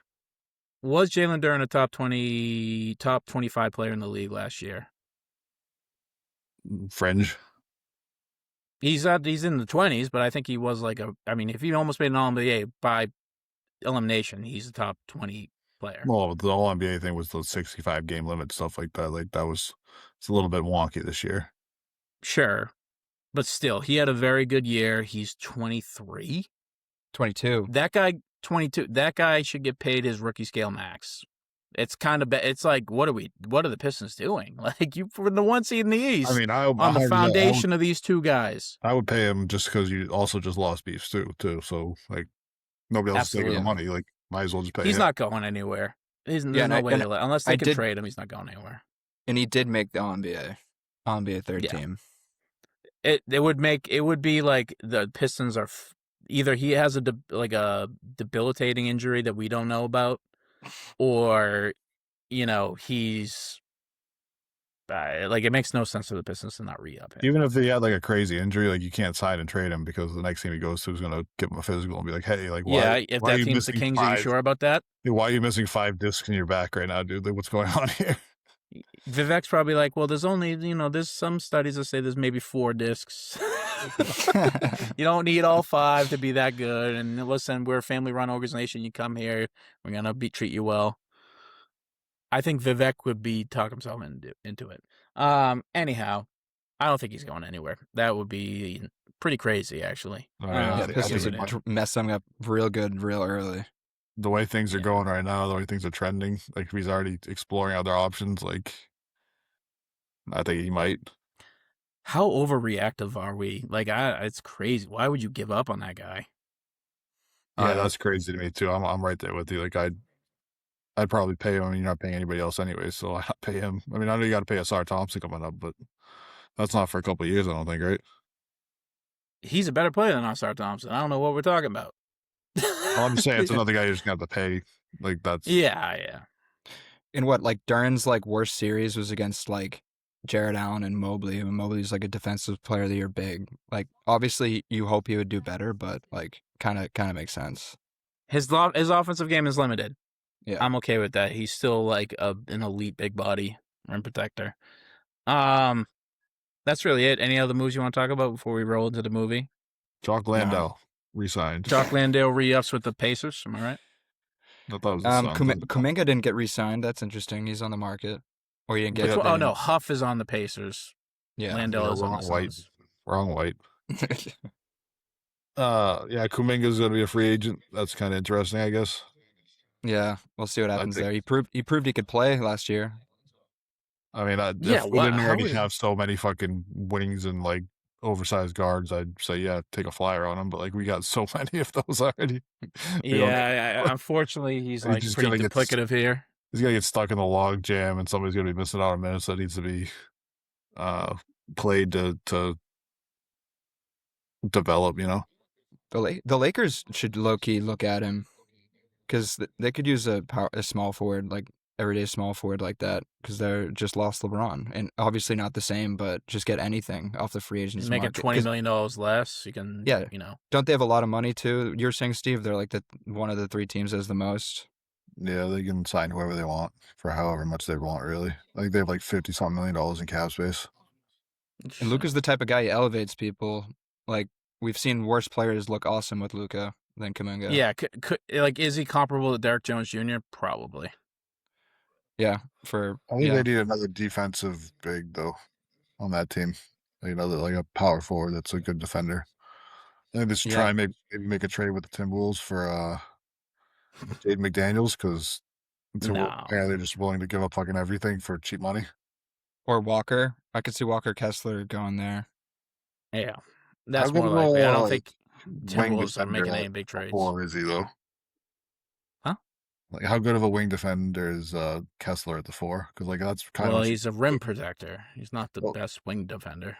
If you got Luka and Reeves on the floor, that's what I'm saying. Like you need another like the PJ Washington, Derek Lively were pretty good at like moving their feet on Dallas. Like when Luka was getting beat, so they could switch on to other guys. You know what I mean? Like I feel like you need another one of those guys on your team, especially if you got Reeves out there too. It was, like Jacobs pointed out to us, is just as much of a cone as Trae Young, but doesn't get the bad beat for it. Yeah, well, Austin Reeves is a lot more likable of a guy than Trae Young. I think that's really it. Honestly, a different market, more likable. Like second round pick guy, you know. Southern drawl. No, he's not even a second round pick. He's undrafted. I think he signed the undrafted. Yeah, he would have been a second round pick. He's like the biggest pick ever by an undrafted player. I know. That always rubs me the wrong way though. It's like, you can't take the undrafted thing from players that literally went undrafted. You know what I mean? Like he just didn't want to go to a bad team. Oh, is that what it was? He just said, "Hey, I'm just not going to sign with you if you draft me." Yeah, he would have been drafted. Yeah, he would have been drafted. He's like, I opt out of the draft. I'm going to try out for the Lakers. Yeah. He would have been like a late first, probably second round grade. Oh, okay. But yeah, no, he's messing up all like that stuff. Like I don't want to take that away from true undrafteds that are that underappreciated. But obviously, but even then, it's still like if he's second round doing this, it's still wicked notable. That's for sure. He's stealing Jokic valor, dude. Fuck that. Jokic. I mean, we got to call it that, right? It's either that or the Draymond Green valor. Yeah, like Jokic is definitely the best ever. He has to be the best. Yeah, Jokic is the best draft pick ever. Period. Just it has to be. Like by the numbers, probably the best value based on where you got him. Like probably. Yeah, unless there's an undrafted guy who is as good as Jokic. No. I mean, the best undrafted player ever was Ben Wallace. Like that's just what it was. Yeah. Was Dennis undrafted? I forget. No, I think he was a late first round pick to the Pistons. Didn't the NBA draft used to have like 7 rounds or some shit? Like it was all crazy like that. Well, if anybody else still wants people, you guys can keep drafting if you want. And they're like, oh yeah, I'd like that guy, like that guy, like that guy. We realized the league's way too small for that. You're just picking people that are never going to see the light of day. This poor guy's like, I'm going to quit my job. I'm going to go fucking play basketball. And then it's like, all right, like there's about 18 fucking guys here playing for 2 spots. Like, I don't think you're going to play for the Bucks this year, dude. You going back to the meat factory. Call your boss. I love the meat factory, dude. I live there. Speaking of draft picks, let's move on to our final movie of June, Champions Month, Friday Night Lights, 2004, Billy Bob Thornton, Lucas Black, Derek Luke, Garrett Hedlund, Tim McGraw, shout out Tim McGraw, Jay Hernandez, and Connie Britton. Covers the book, the rough story from the book. In 1988, Coach Gary Gaines, played by Billy Bob, leads the Permian Panthers of Odessa, Texas, through a pressure cooker season where an entire economically struggling town pins its identity on high school football. When star running back Boobie Miles goes down with a knee injury, the team has to rebuild on the fly and grind towards a state championship. Guys, like I said, didn't see it, but I remember this movie. I've watched it multiple times throughout my life, so I'm familiar with it. What did you guys think? That was a great sports movie. What are you going to say? Liked it.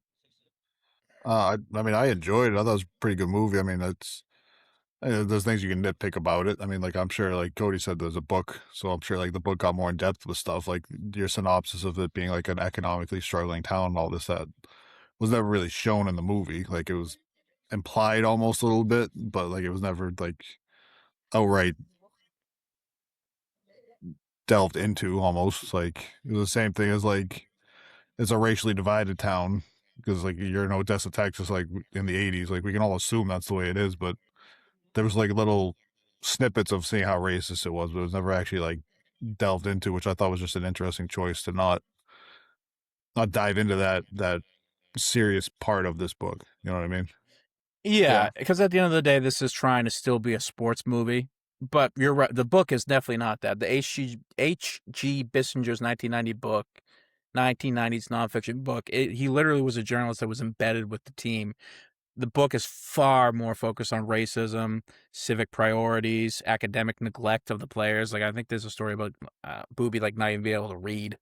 They kind of like they showed a little bit of it. Like, you couldn't read the word distinguished in one of his things, and they said, "Oh, like, oh, how are your grades, Boobie's like, I got all A's. I'm an athlete. Like, what classes you got A's in? Oh, my only class is football." Like, that's what he says to the reporter at one point.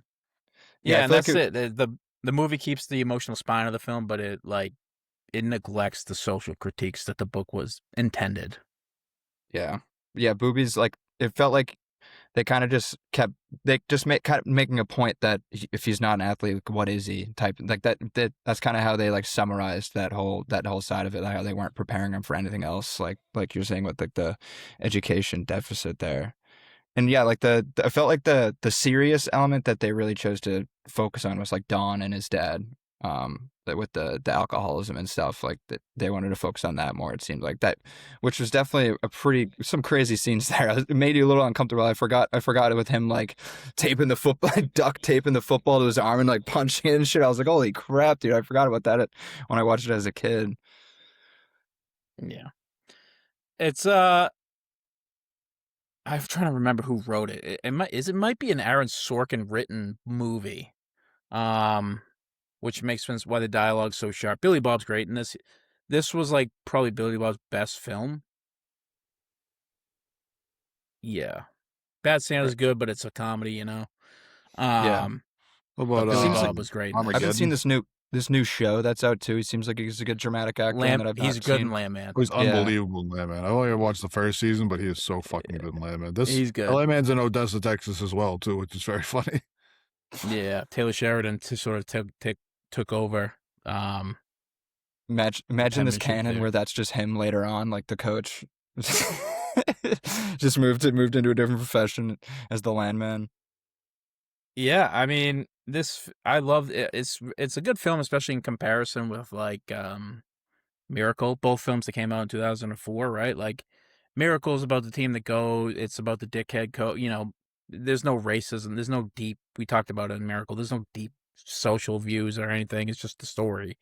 But is there like a coach taking these group of guys who are like, you know, there's stars, there's good players like Jim Craig, like Boobie, but they're, you know, it's essentially no names going and trying to achieve greatness. And while it doesn't achieve the social critiques of the book, it is a beautiful story about how you come close and you just don't get there. And I'm sure San Antonio fans in Texas can relate to this. Like, you know, You do everything right. You're the team. Everything's flowing your way. You feel good, and then you get the helmet kicked in your face, and you lose to Carter Dallas. In the finals. It's just I love, and then it goes to show that when at post career, I can't remember what they did what it says they did after the movie. But you got guys like stocking the shelves of your grocery store. Booby, he never made it to the league, even though his whole life was precipice on this fact that he was gonna make it because he was that good. We talked about it in the Miracle, but it's just interesting to see how you compare it to like the rich white kids from Minnesota, Massachusetts, who went to college and then played never made it to the NHL. They also didn't achieve their dream, right? But they had much more softer landings than the brown and black people of Odessa, Texas. So yeah, for sure. Do you think interesting comparison in that aspect? Do you think that they avoided the racism part of this movie just because they didn't want to be compared to Remember the Titans? This is a better movie than Remember the Titans. I'd have to go back and watch Remember the Titans again, but I just mean just purely based on like comparison. Like, if you do a football movie about high school kids and then there's a big racism aspect to it, it's like almost like a knockoff of Remember the Titans. Do you think that they avoided that because of that? Because Remember only 4 years before this movie came out, so. But Remember the Titans is a story about football. This is more of an analysis of character. Like this, and that's what the book is written as. This isn't about football. Is supposed to be, while it's everything in this town, and that permeates through. It's about the players in the town and how the systems and the structures are actually failing them, and the one thing that they have to save them is the sport. Because that's what keeps the town running, and they fail, and it lets them down. Some of them, their bodies are broken forever because of this, like, pursuit. Whereas Remember the Titans is just like, oh, hey, I'm white, you're black, I don't like you. We're playing football. I learned to love you, and then we win the championship. Yeah. Yeah, I haven't seen Coach Carter in a while, but it felt like that when it comes to like the kind of like teaching the real values through the sport and stuff like that. I need to rewatch Coach Carter though. One thing that did bother me about the movie was just it had nothing to do with like the script or anything like that, but like the music they used for like all the games always made every game feel like it was a championship game, so that when you finally got to the championship, you're like, oh, almost felt like another game. Like, it's the championship, but it's like, all right, like they're playing the same music they played for the season opener. Like, I don't like it's I don't. They use like a lot of the Landman kind of music for it, which I thought was kind of cool. But the actual songs they use in the movie, I loved all of those. I mean, you got Terminator X. You got ZZ Top playing fucking Payday, like. Yeah. And the Booby Gibson fucking is Booby Gibson or Booby Wilson? Am I getting that fucked up? Booby Miles. Miles? I'm getting it triple fucked up. What are you talking about? Yeah. But when he gets it back in the car with his uncle, and he's just talking, and he just finally breaks down, like that he's not going to be. It's a great scene.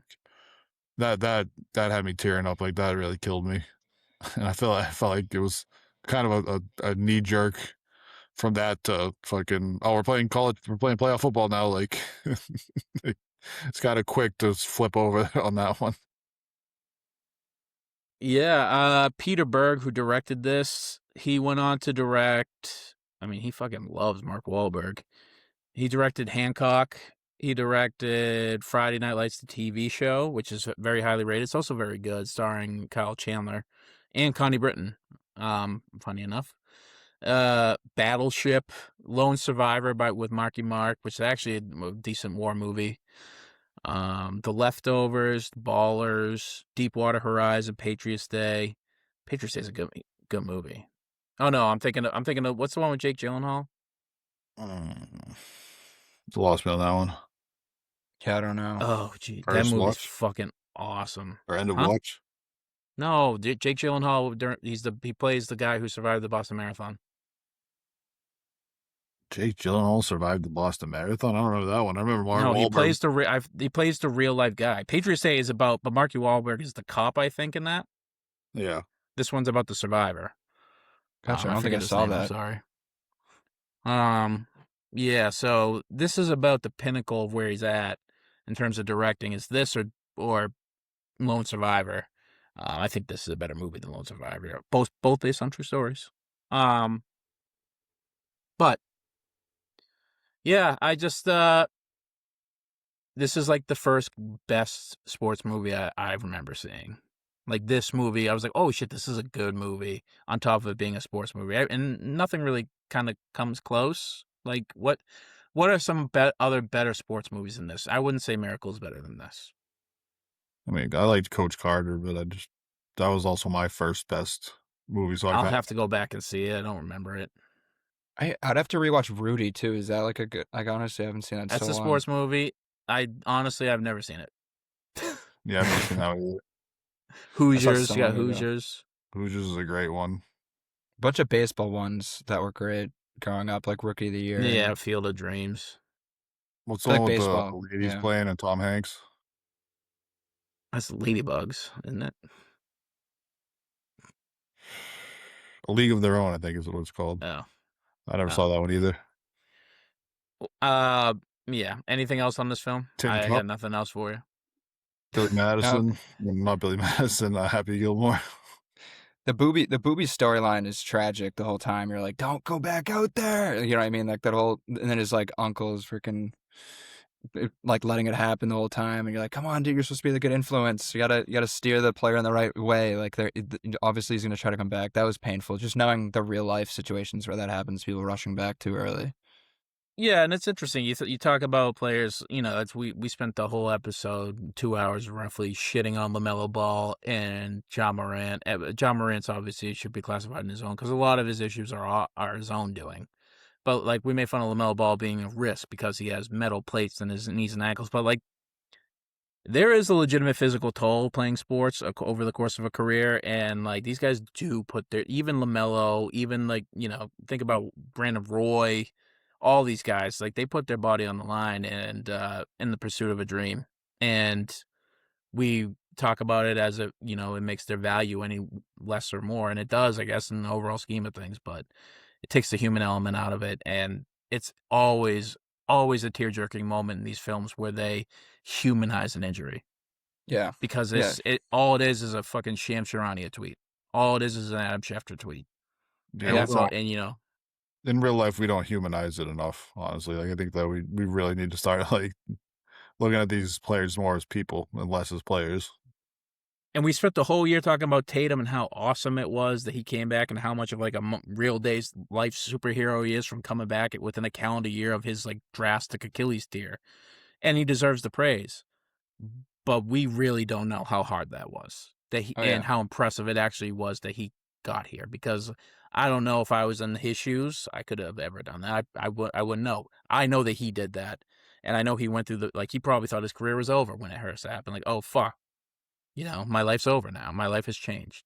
Yeah, and it's usually only your fan base that really thinks that human side of it, honestly, because like you'll see other fan bases being like, oh, I can't believe Tatum came back just to steal Jalen's flow, or you know what I mean. Like you'll see weird takes like that. It's like he came and fucked up the number 2 team because he messed up the energy. It's like, dude, you know how hard it was for him to come back? Like, don't just talk so flippant on it. It's crazy. Yeah. Like we obviously as Tatum stands just because we're Celtics stands. You know what I mean? Like we obviously understand his human side a little more. The beauty, I think one of the beauties of this, if it's not like a crappy Rocky 3 montage where he's coming off an injury and he's fighting, running shirtless up a snow-covered hill or some shit, like that's like his comeback story. It's the beauty of this film is that it shows the just immense amount of weight on these kids. Like they're legitimately kids, 17, 16, 18, children. Yeah. Like the immense amount of pressure from the town, hoping that they're good, hoping that Booby can come back, but not knowing that what that takes, what that looks like, what that feels like on a daily basis on these teenagers. The stress of that, this film captures that pretty well. I mean, they say at one the point beauty of the film. Like there's a scene when they're skeet shooting and they're talking about, oh, I don't feel like a kid. Like I feel like I got all this weight on me, and like, oh, like Chavez is still a kid. Like, why is Chavez still like, oh, he's got the greats. He's gonna get out of here. Like he'll be fine. Like the rest of us aren't gonna get out of here. We're all gonna fucking die here in this town. Yeah. And like I'm not sure what the character's name is, but the Tim McGraw, when he's taping the football to him, he's trying to live up to the expectations of his father. But that's the immediate problem. The bigger problem is the town is really also heaping expectation. The team has to be good in order for the town to be good, and they ultimately come up short. And the movie is a downer, but when he clears the board and he starts for next season, that does give you hope. And that's kind of a nice way. That's how the movie ends, I believe, right? And then it shows how what they're doing. Then it says like next year they went undefeated and they won the championship. Yeah, it's just not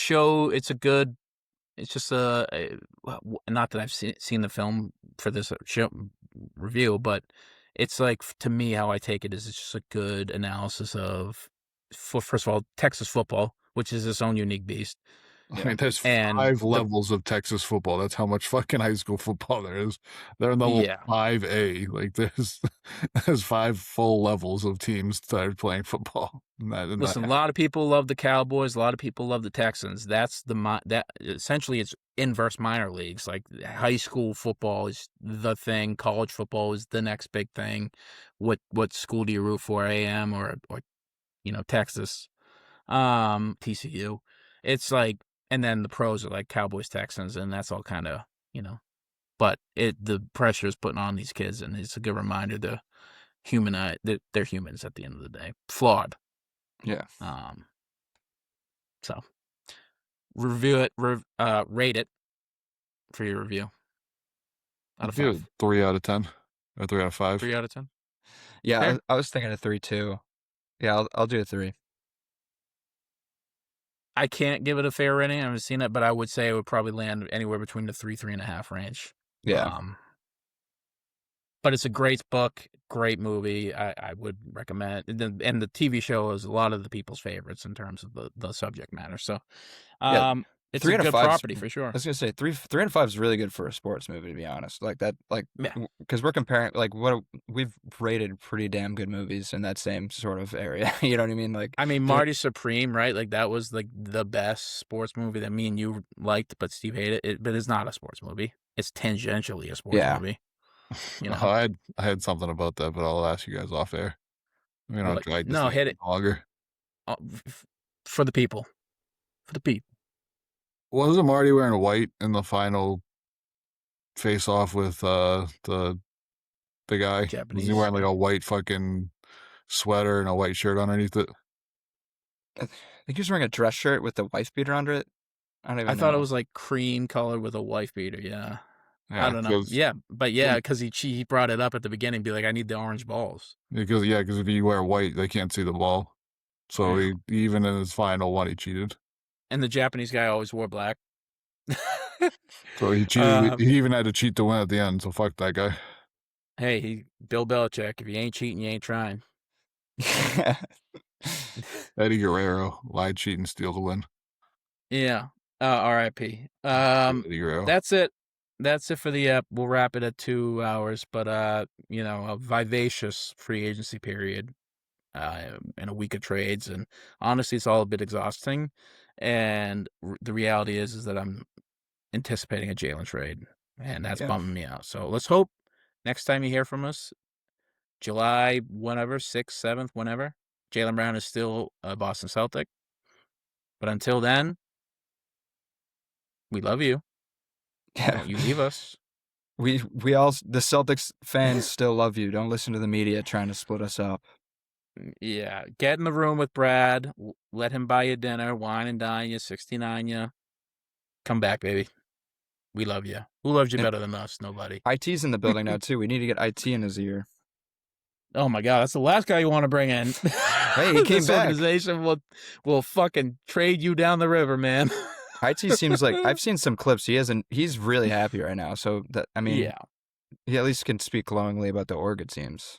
But obviously, his pinnacle of his career was in Boston, and we loved him, and we still love him. Absolutely. We talked about how bad of a taste that left in our mouth, but yeah, just get in the room here. You once a Boston Celtic, always, and if you leave on bad terms, it won't, it won't be the best. It's going to be different. you won a championship here, so it is. You will always be revered here. But, yeah, don't go. Yeah. With all that Love said, you, don't JB. go. Love you, JT. Love you guys. Peace out.